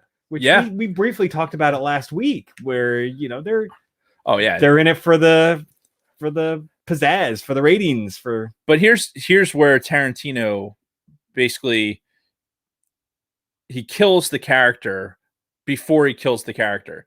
Like so, because they showed that this woman, whatever her name was, they said, oh yeah, she was dead. then you go to Seth going into the fucking hotel room with the big kahuna burgers, and he's asking like, "Where's this broad?" Right. So he had just killed her, but the news segment was already reporting her death. Right. Which, I mean, yeah, there's so many things you can unwrap. Yeah, there's like and Tarantino, I think, has issues with the space-time continuum sometimes. I think he just likes to fuck with it just to fuck with it. Yeah, well, the fuck with us. Yeah, exactly. But it was something I noticed straight away watching it this time. I was like, how the fuck?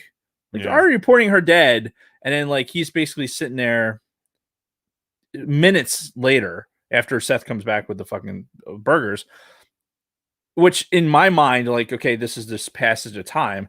Like a half hour passes in real time, but the movie time, it almost seems like, oh, they've been hiding out here for days. Sure. So, and yeah, just a weird continuity thing. You get this crazy sequence where Clooney opens the door and you kind of get this view over his shoulder, but because he's standing right there, you don't see everything. You can just see like blood splattered, kind of in random places, and then you get random just like flashes of like little bits of the room, but you never get the full picture. They never show you just in full detail what happened. You're just given little bits, but just given that little information, you know, like something fucking horrible happened. Yeah, and Clooney freaks out on him. It's like, dude, you know, you can't keep fucking doing this, because he was making some story up like, oh no, she tried to resist or something like that. Like she tried to escape. Yeah, no, she didn't. Like, and forced him to be like, dude, you're going to stop. You're going to stop doing this until he does it again. I mean, let's. Well, at least until he has the opportunity to attempt to do it again. Right, because then we're very soon introduced to Harvey Keitel, Juliette Lewis, and that whole family. And you know, Harvey Keitel is it's kind of a cliche at this point where it's the pastor whose wife died. Now he's lost his faith. You know, we've seen that so many times in the movie since then. The biggest example, I think, is like the movie Signs, right, with Mel Gibson. You remember that movie? I have not seen that. The M. Night Shyamalan one. See, I'm not a Shyamalan guy. Again, not being like there's sequences like, I think The Sixth Sense was probably the last Shyamalan movie I saw. Yeah, well, that was like his first movie. Yeah, I have issues like with those sequences. Yeah, that's fair enough.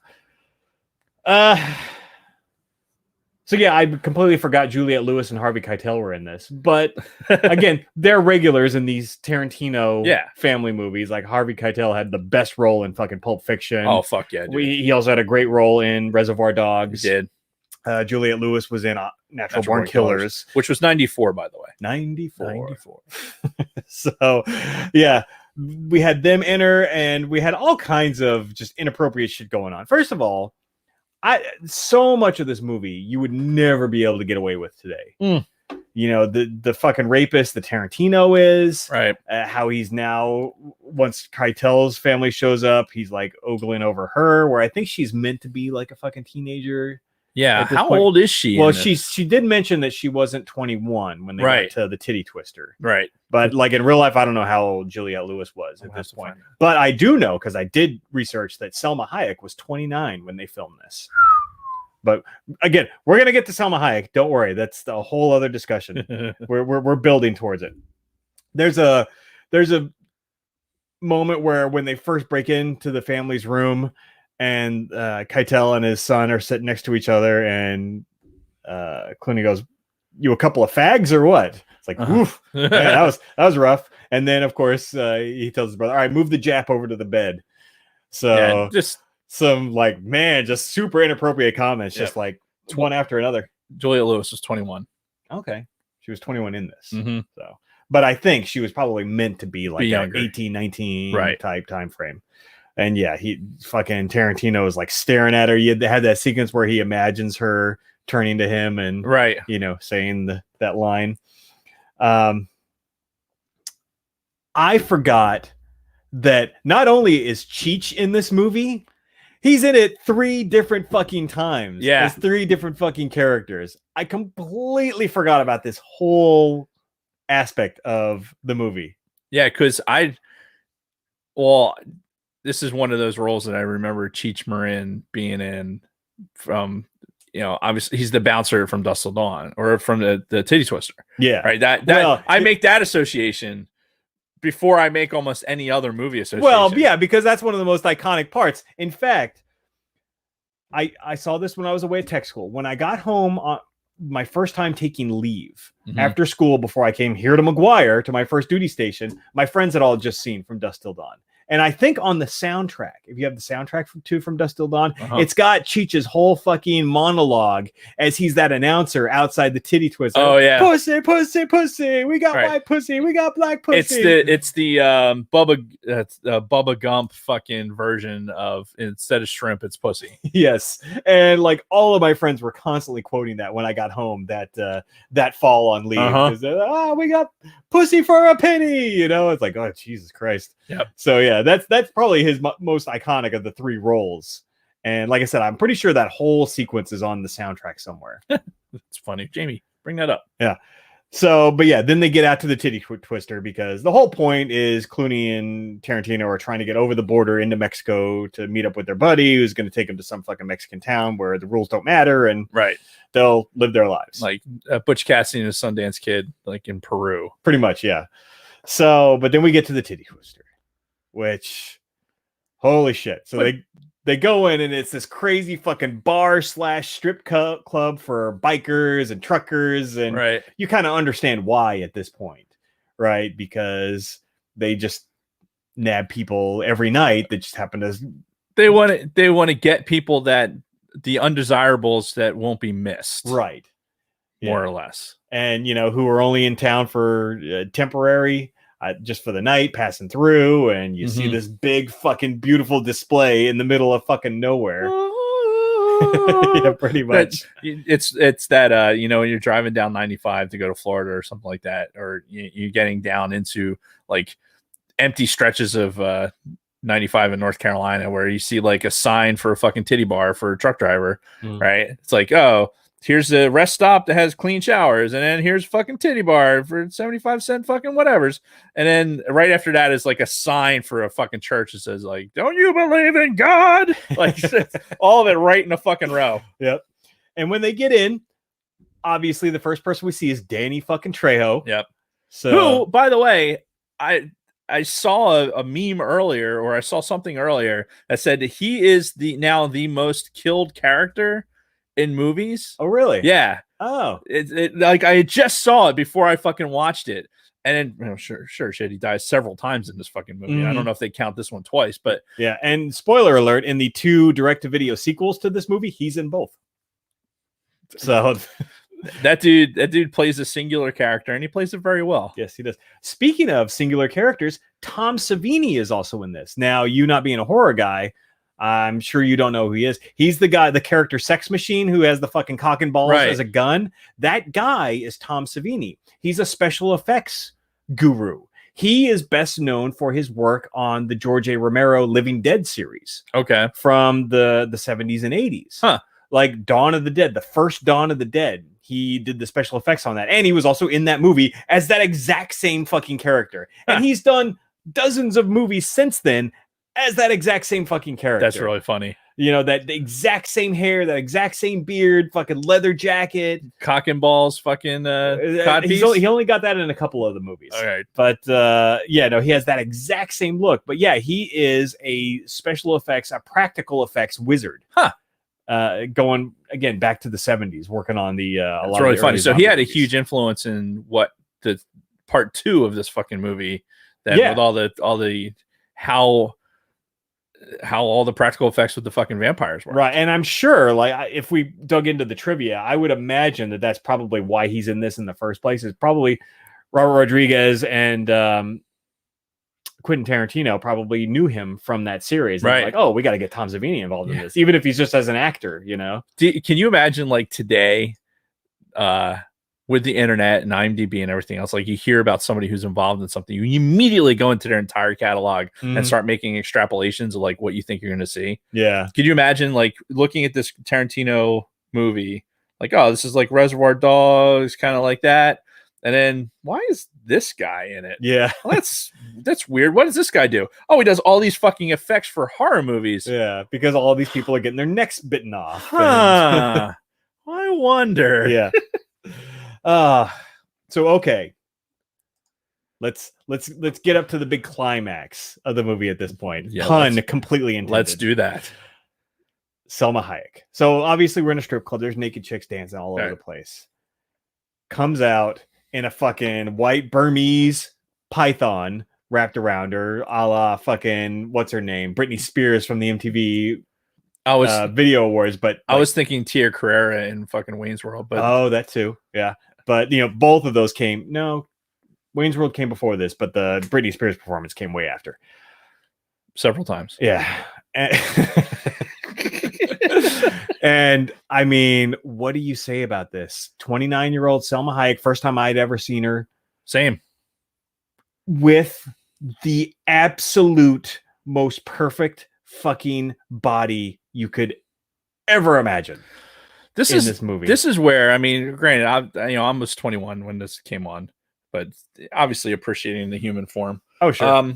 This is, if you didn't have like some sort of fixation on Latina women, this was going to be your gateway. Yeah. This was your gateway drug to making it happen, because she's not fucking nude in it. No, at all. That's the thing. She never takes her clothes off outside of that bikini that she's wearing. She's like sexy time without actually getting fully naked. Like you have all these naked broads in there. Nobody gives a shit. Yeah. Nobody cares. And like everybody's fucking fixated on her, and for good reason. Yeah. As she's walking out and doing her dance, like all the dudes just jaws fucking dropped. Just in fucking awe. So I forgot the entire sequence with her and Richie. Oh, the foot thing? With the foot thing. Yeah. Because what I noticed, so I'm watching this, I'm sitting there watching it, and I'm noticing she's on the table, she's barefoot. Mm-hmm. I'm like, man, every place that you've been in of like that, could you imagine walking around there barefoot? Like, oh my God, you get 14 diseases walking around on fucking anyway. Yeah. Like, so I'm like, wow, she's barefoot. And then like she does the sequence where she fucking, she's basically giving him a body shot down her leg. Yeah. And I'm like, off of her toes. Off of her foot. I'm like, it's kind of gross. Yeah. But really sexy.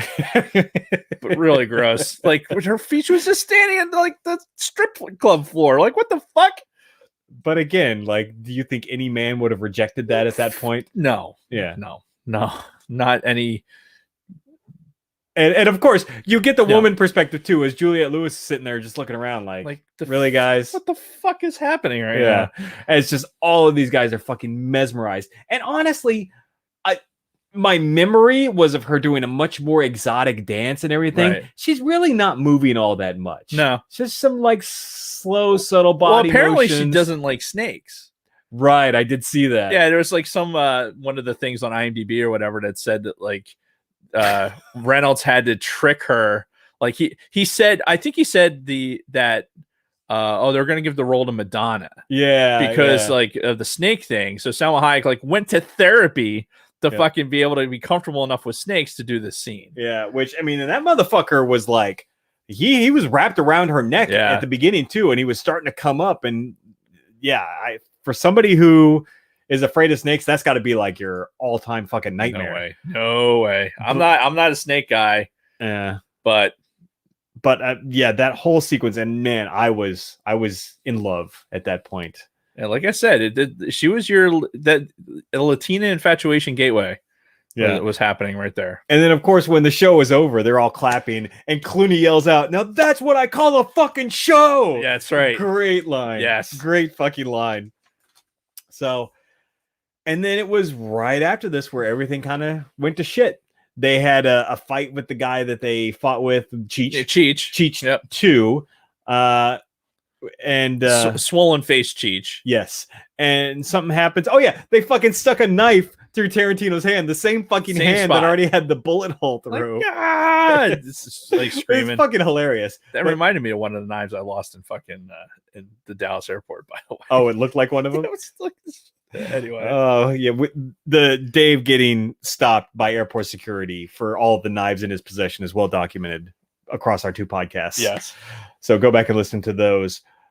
But yeah, he has blood dripping down his hand again, right? And that's when like the shit kicks in. Yeah, you see like especially Salma Hayek, she's like staring at the fucking blood dripping down his hand.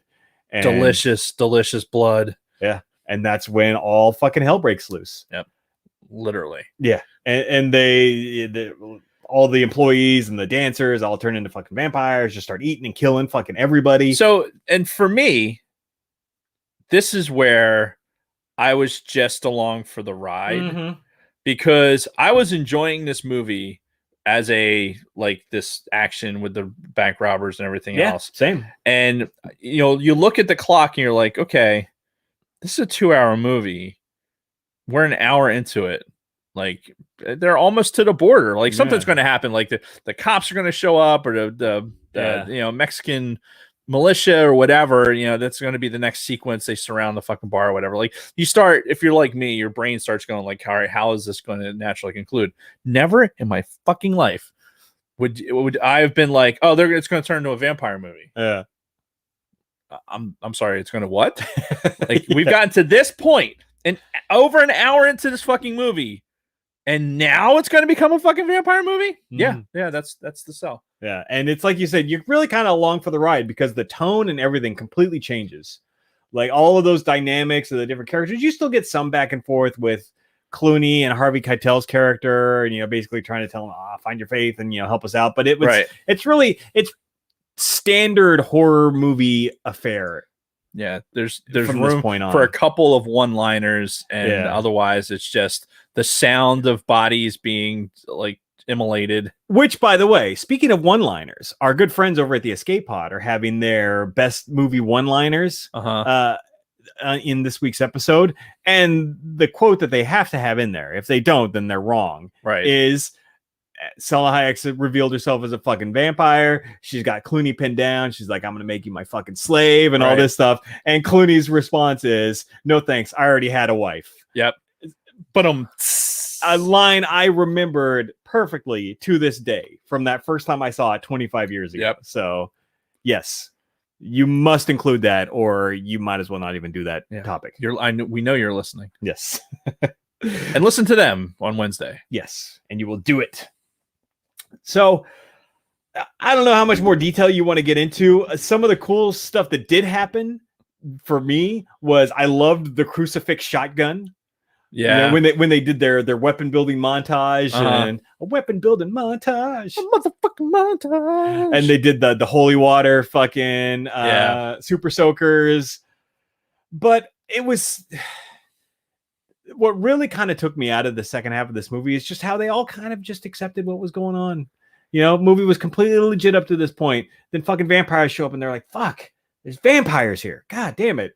I'd be like, what the fuck? Are you kidding me? Like, yeah, I would have been first dead because I'm standing there going like, what? Like, is this for what the fuck? Yeah.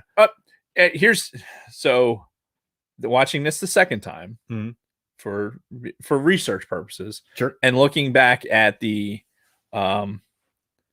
never the amount of ammunition that Clooney is carrying. Like, I don't know if you've ever shot a 6-shooter, right? I don't think I have. So they have, the police, when that's the primary weapon they used to carry, used to have what's called a speed loader, right? Yeah. So you'd have, all the bullets would be on a cartridge, and then when you flip the revolver open, you'd be able to put that in there, click, and then poof, close it. Yeah. So Clooney doesn't have that. Apparently, he has a pocket full of fucking 44 ammo that never runs out. Like, I wanted to go back and be like, okay, how many bullets does he actually fucking shoot? Because at least, I'm one of those people that have issues with like the infinite amount of fucking ammunition. This is why John Wick is such a good movie, because every reload is accurate. Right? When this weapon runs out of ammunition, it's fucking out of ammunition. Seen John Wick. Oh, dude, you're missing out. Yeah. Like, not even busting balls. Like, John Wick is if you like this type of shit, just gratuitous fucking, the dude shoots everybody in the fucking face. And you see it. Like, it's not like, we're going to shoot this off camera. No, you see him shoot everybody in the fucking face. It's fucking great. Wow. And spoiler alert, it's because they killed his fucking dog. Nice. It's fucking great. Anyway. Like, so I'm looking at the idea that Clooney has this pocket full of 44 ammo.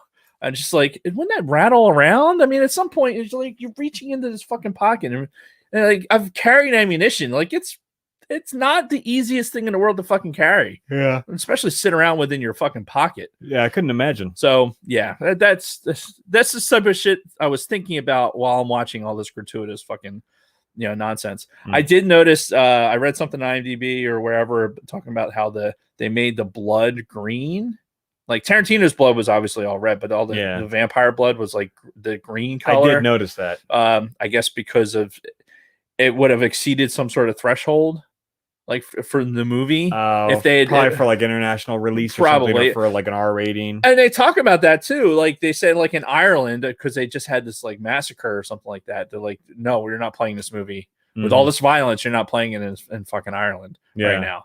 So it was definitely a lot of gratuitous fucking violence.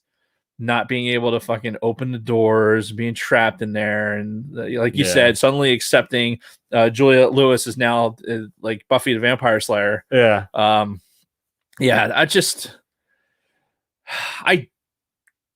don't care for the second part of it. I just really don't. Like it's such a different movie at that point.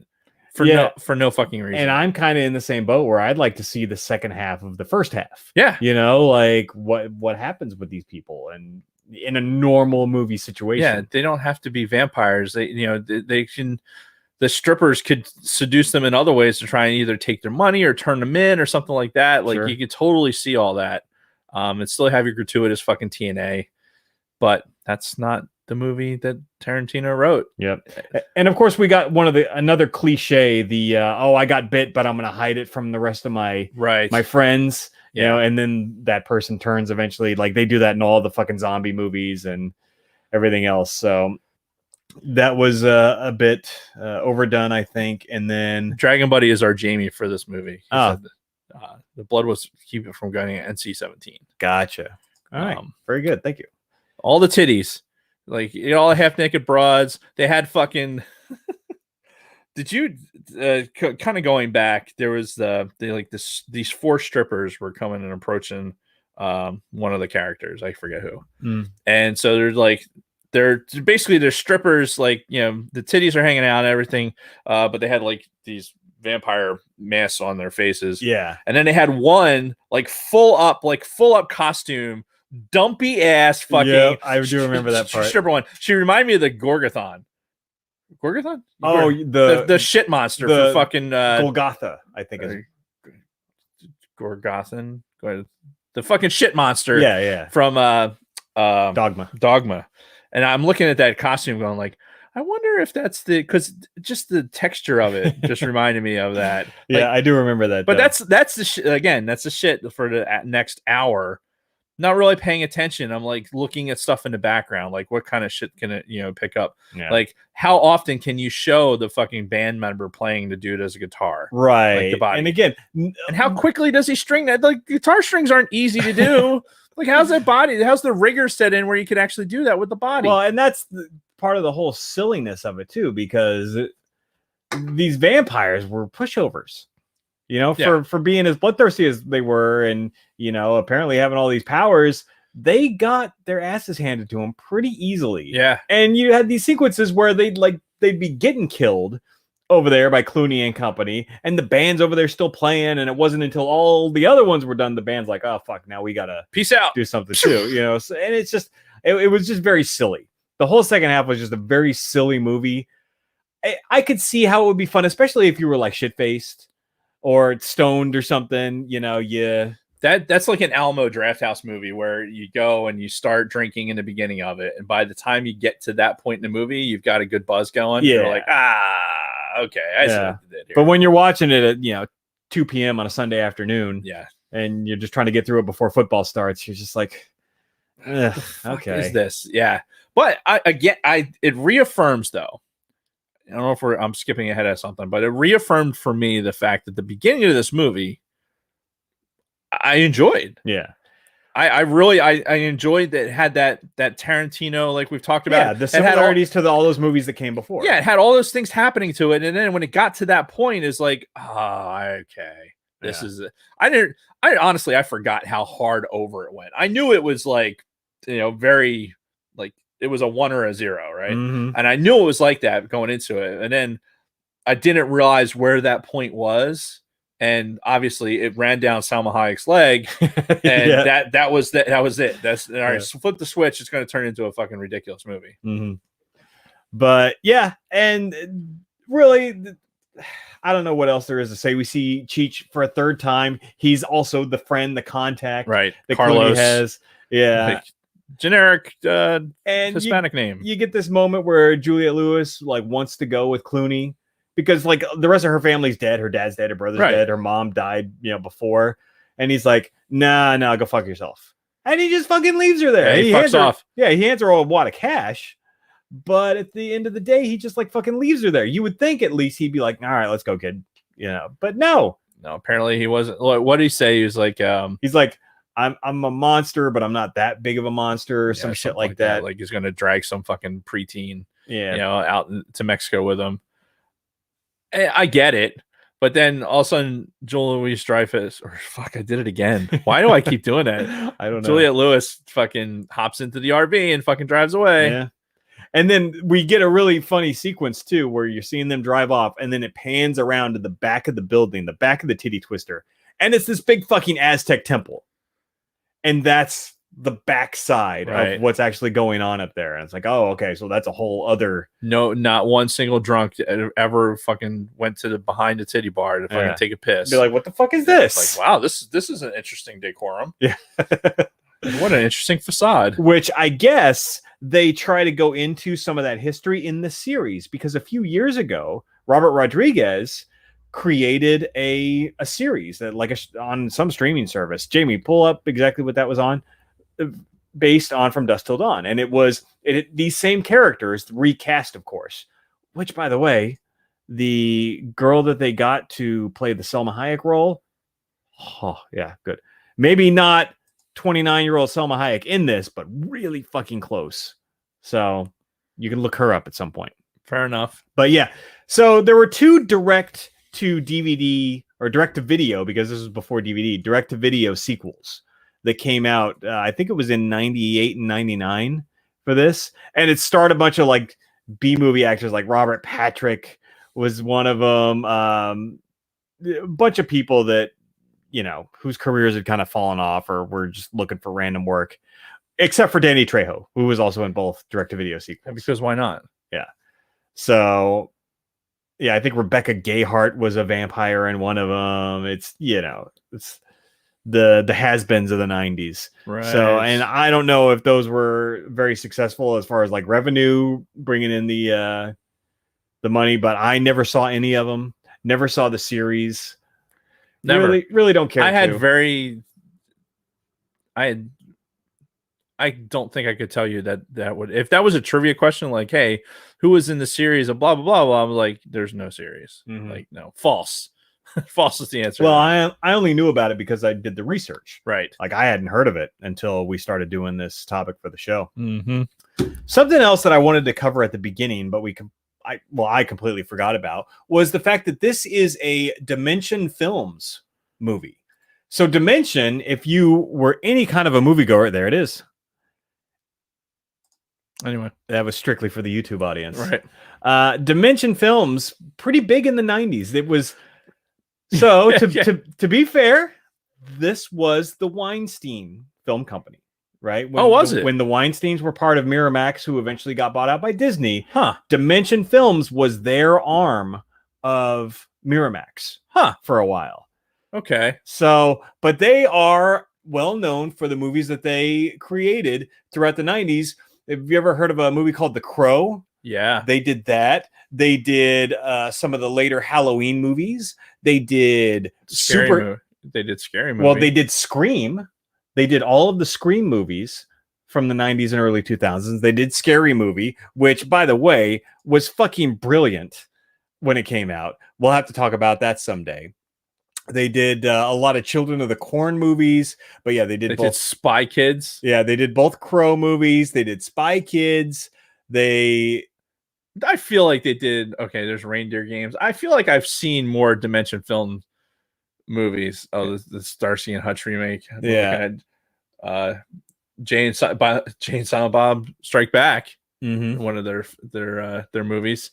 Yep. I feel like when I saw that in the beginning, and we kind of talked about a pre-show, when you saw the Dimensions film, like the Miramax Dimensions film thing, you're like, oh, this was like some of the movies, like you just remember it's almost like the Fox intro for Star Wars. Yeah. It's like, wow, because like, that is we're tied getting ready to your memories. With we're getting ready to see a fucking good movie, and this fit that bill for at least an hour anyway. Oh yeah, and for me, it's really Scream was the movie that I most attached. Seeing that Dimension logo go across the screen, because the first Scream movie I have a lot of stories about. I know, again, you're not a horror guy, but that movie like severely impacted my personal life. Yeah. So we've talked about it a little bit on the show, and I think we'll talk about it more, later this year when it's more appropriate, I think. But yeah, anyway, that was the Weinstein arm of Miramax, and before they got bought out by Disney and everything else. So, I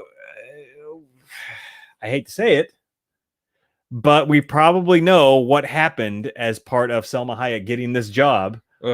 Behind the scenes. It's fucking unfortunate. And is Weinstein dead yet, or is he still just in prison? I don't know. Yeah, I don't know.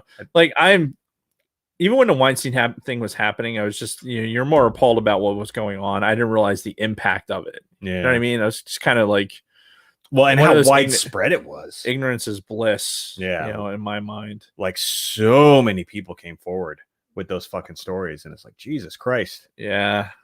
And big people too. Like, he was not afraid to try to intimidate these A-list actresses like Gwyneth Paltrow. It was like, hey, you want this fucking role, you're gonna do whatever. And thankfully she was one of the ones that rebuffed his advances. And then she went and told Brad Pitt, and Brad Pitt went to fucking Harvey Weinstein and said, you touch her again, I'll fucking kill you.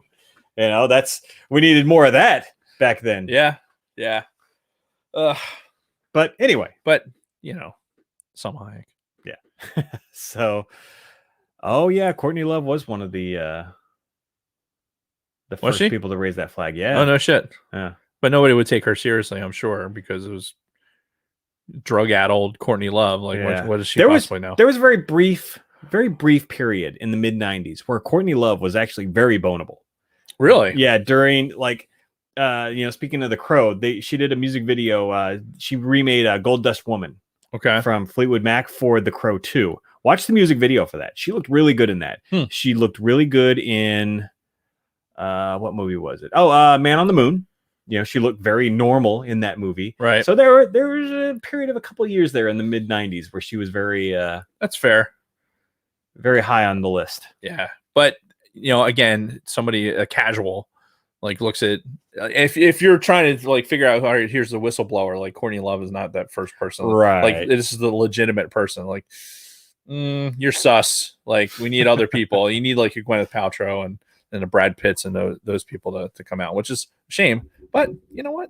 Probably it sucks that happened, but now that that stuff is out in the open, it's got to make it better, right? You would hope. Oh yeah, for everyone going forward. Well, yeah, obviously you had the whole Me Too movement and the massive reckoning that happened afterwards. You had some kind of false alarms, false flags, or whatever you want to call it. It's like, we had a bad date, and I felt uncomfortable, so he needs to never have a job again. We had a bad date. Yeah. Anyway, From Dusk Till Dawn. Such a weird movie. Again, the first half, great. Yeah. Typical Quentin Tarantino fare. Yes. Then you get into the second half and it's okay. Yeah. If this is what you're into, then cool. I really wonder, because look, this is not a movie that was I think this movie made as much money as it did in the theaters because of the names associated with it. You had Tarantino, the success of Pulp Fiction and everything else. You sold this movie on who the people were, and you did it deliberately. Here, all right, this is the feint, right? Here's what the film poster is going to look like, and we're not going to really give any details what's going on. You're going to have to be sitting in the theater to have fucking take this fucking 1-2 shot. Like, what the fuck just happened? Yeah. And then, you can, it's one of those where you can kind of all right, I'm going to watch the first half of this. If I watch it ever again, which I may not. Yeah. I mean, I don't, haven't not come up in the show. Like, the timing just was fortuitous with it being released on January 19th. And here we are on the 25th. We're like, oh, okay, 25 years. What it highlights, though, in the broader picture of everything, right? As we're Gen Xers, right? Because we're everything's we're saying is true, right? From a Gen X point of view, yes. So it highlights the fact that 25 years ago, there was a lot of fucking movies that came out at this milestone. Yeah. And it's kind of weird. It's kind of freaking us out, or at least it freaks me out a little bit. Oh yeah. Because it's like, oh my shit. Like the idea that particular event was 25 years ago. I was like, holy shit. Yeah. It's and again, us watching this movie happened at such a critical time in our lives, and it was at a time where we were growing up, we were leaving the nest, we were doing our own thing, as far as like joining the military and everything else. So the time of our lives when our military careers were starting. Yeah. Do you know there was a Kevin Smith story about this? No. I'm not Kevin Smith. Yes, I'm that is an accurate statement. I am not familiar with said story. That's my Hawaiian Shirt Survival. It's a new name. I like it. Welcome. I fancy myself somebody who wears an Aloha shirt. Yeah, you missed the whole Salma Hayek discussion. We went into great detail. Yeah, you can rewind and enjoy that. Anyway, this is riveting for the audio. Well, no, I was trying to respond to the Kevin Smith story. It's my cousin Rick who's out in Alaska. Yeah, we cover multiple time zones with the pod. Yeah, and trust me, we will have plenty more Kevin Smith discussions. Oh hell yeah! The course of the pod, because some big ones were this year. Yeah, the Jay and Silent Bob Strikes Back. Yep, 20 years. Again, it's that 20 years. Like you mentioned, this is your 25-year anniversary of fucking enlistment. In 2 weeks. Which is this will be my 25 years in June. Yeah. It's insane. It's insane. I mean, time marches on, but it's remarkable when you think about it. Yeah. And as we put these movies and shit like that into perspective, it's like the access to things that we had in our that generation growing up, like these movies, these toys, like we talked about last week with the Transformers toys, the fact that we could fucking have an eBay that if I really wanted one of those toys from back in the day from 1984, I could go on eBay and buy it. I could have it in days, right? Just absolute insanity. That's probably the closest thing to time travel that we can do. Yeah. Right now. And I don't know. I wonder too if it's the fact that the technology changed around us so fast during our generation. Like I've always joked about how we're the greatest generation, but we truly have seen so much of an advance in, computer technology, especially, right? That's what's really transformed our lives. And I kind of wonder if, because of how fast technology is evolving throughout the course of our adult lives, if that's part of the contributing factor to why it feels like time is moving so fast and why it feels like that. It doesn't feel like it was 25 years ago when I fucking was sitting in the dorms watching this fucking movie. Yeah. And even like the playback quality when you're watching it on a free stream, like still, I mean, it had it was a little grainy, but it was that. That was the style though. Yeah. If we're watching it on VHS, that's what it would have looked like. Yeah. Yeah. That was a design choice, but anyway, there's a funny story about Kevin Smith smoking weed, watching this movie in the theaters. We'll save that for the chat. That'll be an exclusive for the YouTube. So if you are listening to the audio version of this and you're not subscribed to our YouTube, please do so. Just search From a Gen X Point of View on YouTube. We're right there. We'll be the first hit. Yes. Click us, subscribe to us, and you can watch us live on Monday nights. Yeah, and we are live most Monday nights. Yes. But if you really like, if we have like a little extra something going on and you want to get notified, you can also click that little bell. And when we do go live, it'll notify you anytime we go live, anytime we update something. Yes. So you can do that after you hit the subscribe button, after you hit the like button. And we are a podcast.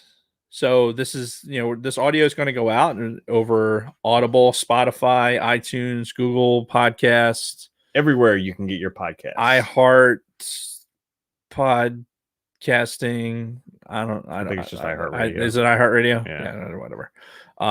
But any of those things, leave us a review and we'll read it. We will read it live on the air, and you will do it. And Jason will look to see if we have any 5-star reviews. I was actually going to do that earlier, and I completely forgot. Totally just so unlike me. Get distracted by something else. No, you get distracted. I know, it was crazy. Like this once in a lifetime event that everyone got to witness as I get distracted by something. Anyway, nothing new. Sad face. Yeah. Leave some reviews, please. Look, I like the YouTube stuff. I don't go back and watch. Every once in a while, I'll go back and watch just to hear like how that particular voice I tried to do sound. Mm-hmm. Yeah. Go watch the YouTube and leave us some comments, because we can do that too. Leave something in the comments, and we'll try and catch up with that. Yes. After all the chat. So. And go to podbelly.com. Yes. Do that. Do it. And now, thank you, everybody. All of our regular listeners, anybody who's new in the chat or on the audio, do all the things that Dave said. And welcome to the team, to our new social media director. Do we want to say who that is? Yes. That would be the one and only Lunar Girl. Has now joined the Gen X POV team as our social media director. So look for us on social media at Gen X POV on Instagram, and probably some other things eventually. Listen, we offered an unpaid internship and bribes and whatnot. We won't go into details because we keep that internal business to the podcast. Yeah, but you just told everybody though. So did I? Yeah. Shit. Anyway, it's our Facebook or our social media presence will be like 300% improved. Yeah. By having somebody like Lunar Girl, who's a Gen Xer, who watches the show, participates in the chat, probably downloads us on all streaming platforms because that's how good of a person she is. Yes. And it's going to be great. And it'll probably be a lot better than whatever we're doing on social media. I'm not gonna lie.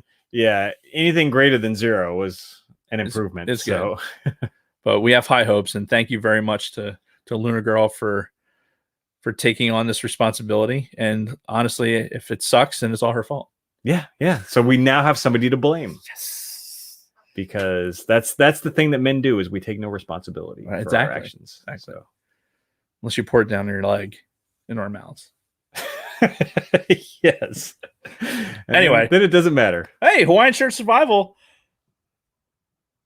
found us on Google Podcasts. Oh, shit. That is fantastic. Awesome. Thank you so much. Indeed. Well, that's it. That is it. Sign off. Yeah. Do it. All right. Thanks again, everybody, for joining us. And remember, everything we told you today was true from a Gen X point of view.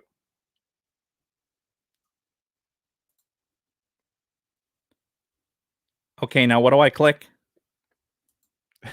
I saw you really searching there. I'm going through the Rolodex. And stand by, YouTube audience, for the post show. Indeed. Brought to you by fucking nobody, because it's the post show. Yes. And we do it because we want to. Awesome.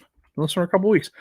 I am so glad that I found that the podcast has been really hard with me not commuting. I think we've talked about this before, but because I'm not making a commute, having that time, because I kind of want to, I'm not going to listen to us talk.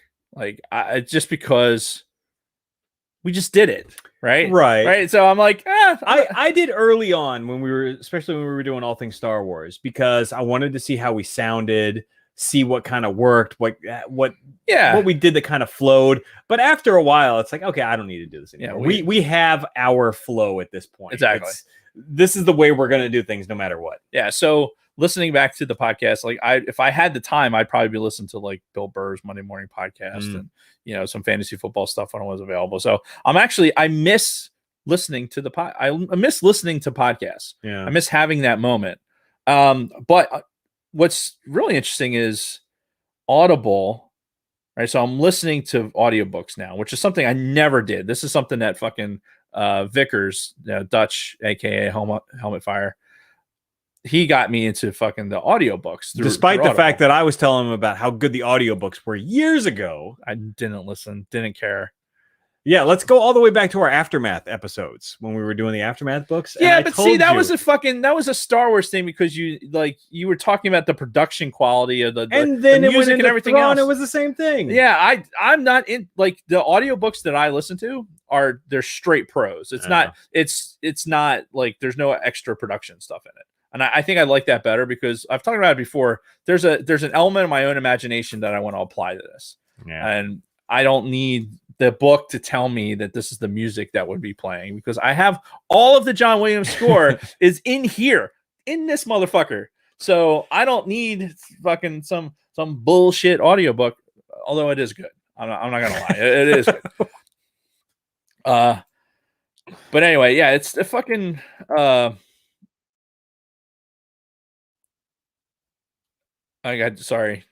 just seeing what's the fucking deal with the hockey league not having projections for the players? No clue. Yeah, all of my players say no game right now. Yeah.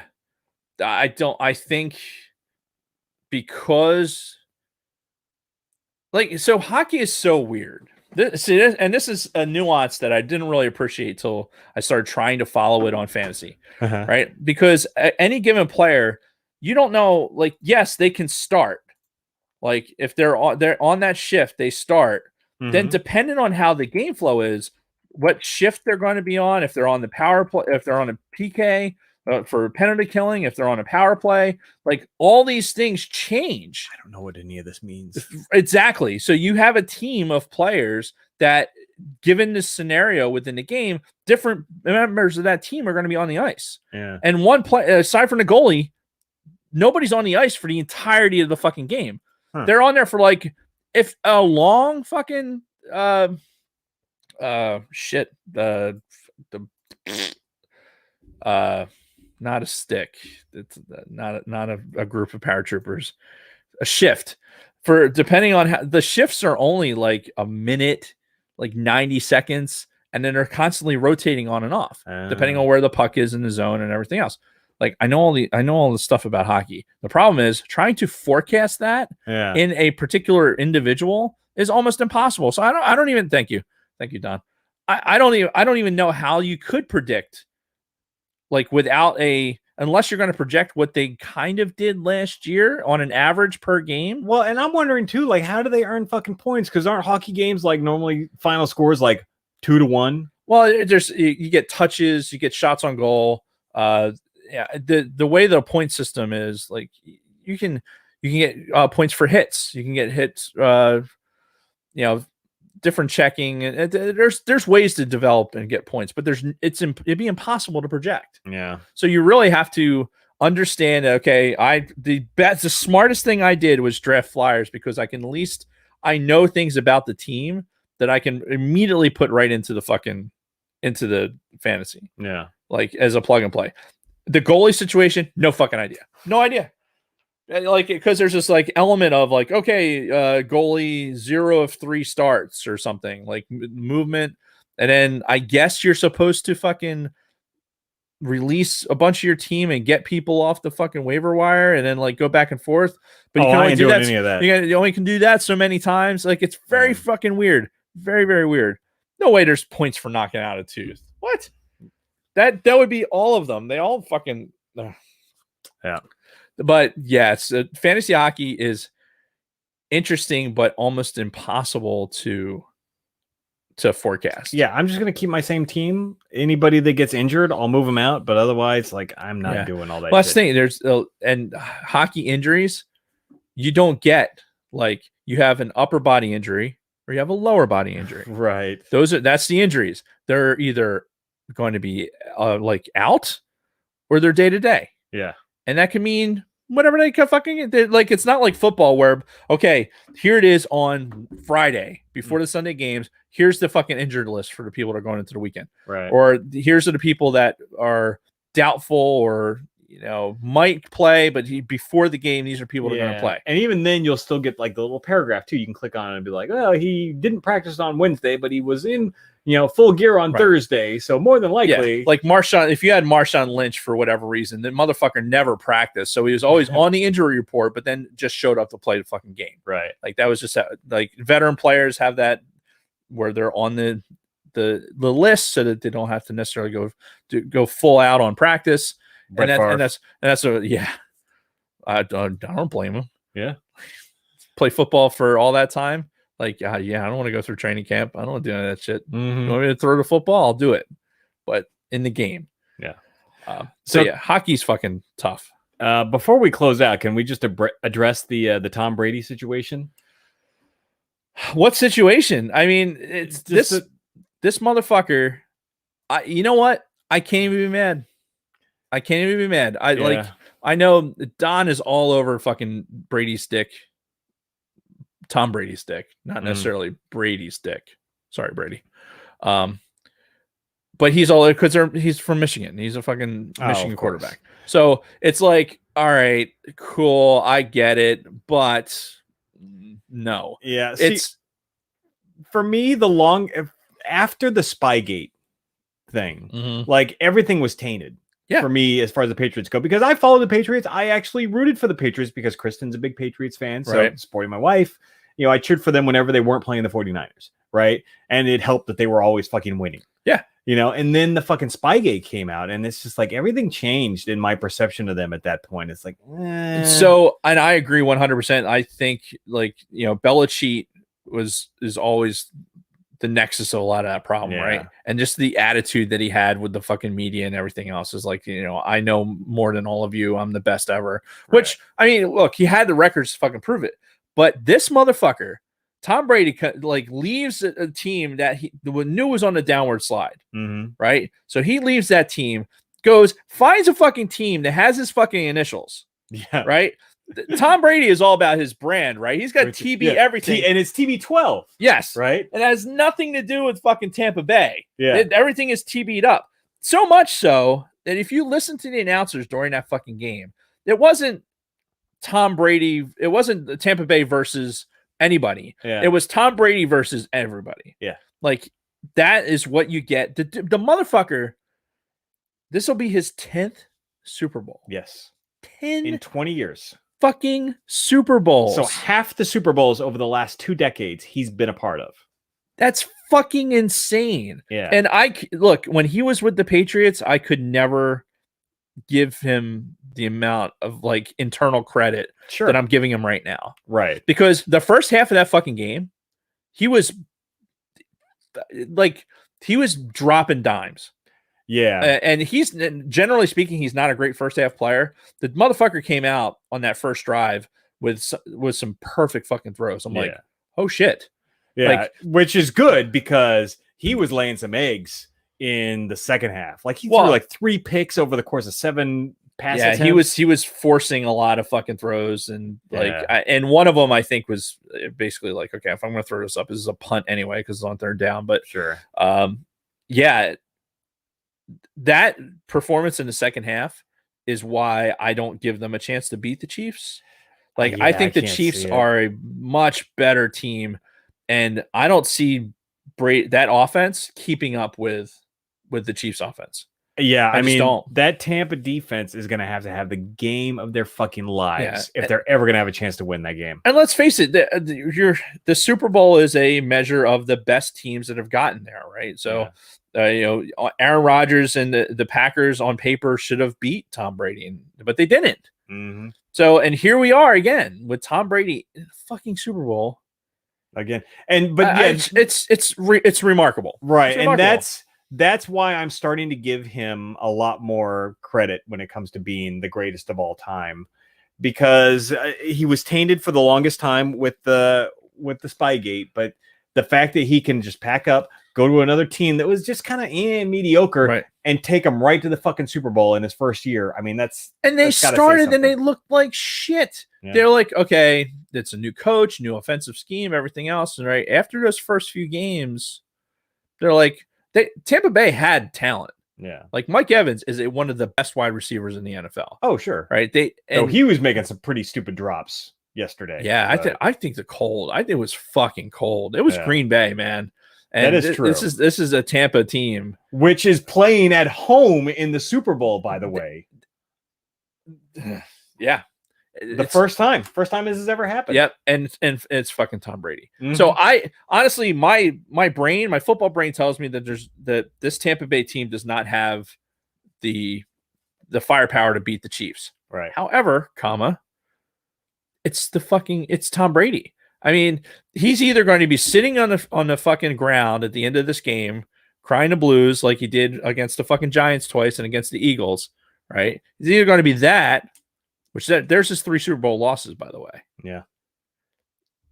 He's either going to be that guy or he's going to be the fucking guy standing there with the MVP trophy in his hand. And the best analogy I can think of is a Super Bowl where it was the greatest show on turf.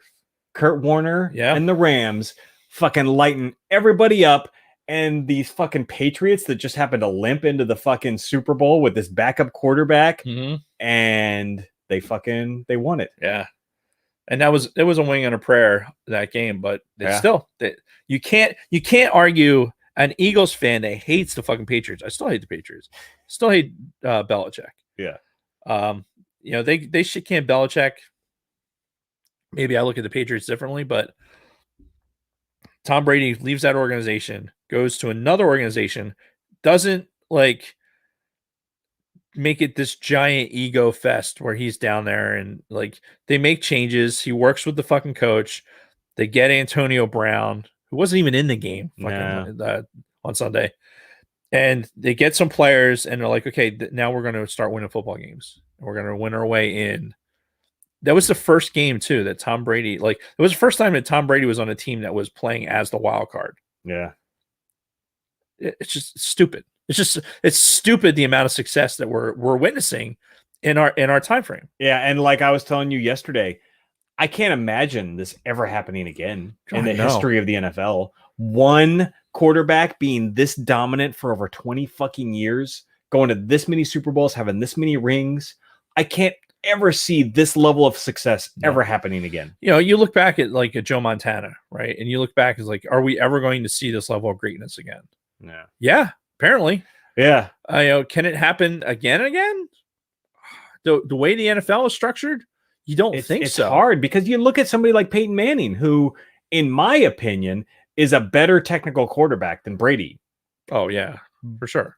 Just far better, but doesn't have that success. Yeah, he had one, maybe 2 Super Bowls. I think he had 2. He had one with the Colts and they had one with the Broncos. Now I know they got their asses fucking handed to him. 1 year when he went with the Broncos. Did they win once with the Broncos too? I don't know. Jamie, bring that up. Yeah. But I mean, he did not nearly as many rings as even a Joe Montana. No. So, or his fucking brother for that matter. Yeah. Which, oh God. Like, how does that motherfucker win 2 Super Bowls? 2 Super Bowl MVPs too. Yeah. Fucking, I'm just going to close my eyes and just, helmet. Catch it off your helmet. Yeah. Sorry, Luna Girl, the Giants hate had to come at some point. Yes. All right, let's see. Peyton Manning on Wikipedia. Oh, my mic was perfect today. Nice. You did reset it once. I saw you reset it once. Yeah. Was it based on a prompt or? So no, I think what's causing it to cut out is whenever I adjust my stand, because I think it loosens this connection. And that's what fucking messes it up. Because I've noticed, like, if I move my stand, I don't know how it sounds now. Yeah. I wonder if you, like, put a zip tie around the cable and it will eliminate the travel of the... Yeah. But I think that's what's doing it. Because I just have this habit of just, like, wanting to move this around. And honestly, I deliberately try not to move it that much because I'm afraid of, like... Well, honestly, I'm afraid of the stormtroopers falling off. I don't want that to happen in the middle of the show. There's too much reading here. You'd figure it would just say, "Hey, Peyton Manning won this many Super Bowls." No. All right, but he was Super Bowl MVP in 2007. Yeah, because I know he won one with the Colts after losing to the Patriots forever. He finally got one. But then I think the one that they went to with the Broncos, they got their asses handed to them by Seattle, right? Ugh. Fuck Seattle. All right. I've got some shit I have to do before I go to bed, which is in 45 minutes. So we need to pack this up. Let's do it. So thanks everybody for sticking around. Yes. You guys are the best. But make sure you smash that like button. Yeah. I think it's only Luna Girl, Dragon Buddy, maybe the Escape Pod folks left. But either way. Good luck this weekend. Or good luck Wednesday. Yes. And until then, may the force be with you. I don't know. Peace. All right. Bye, guys.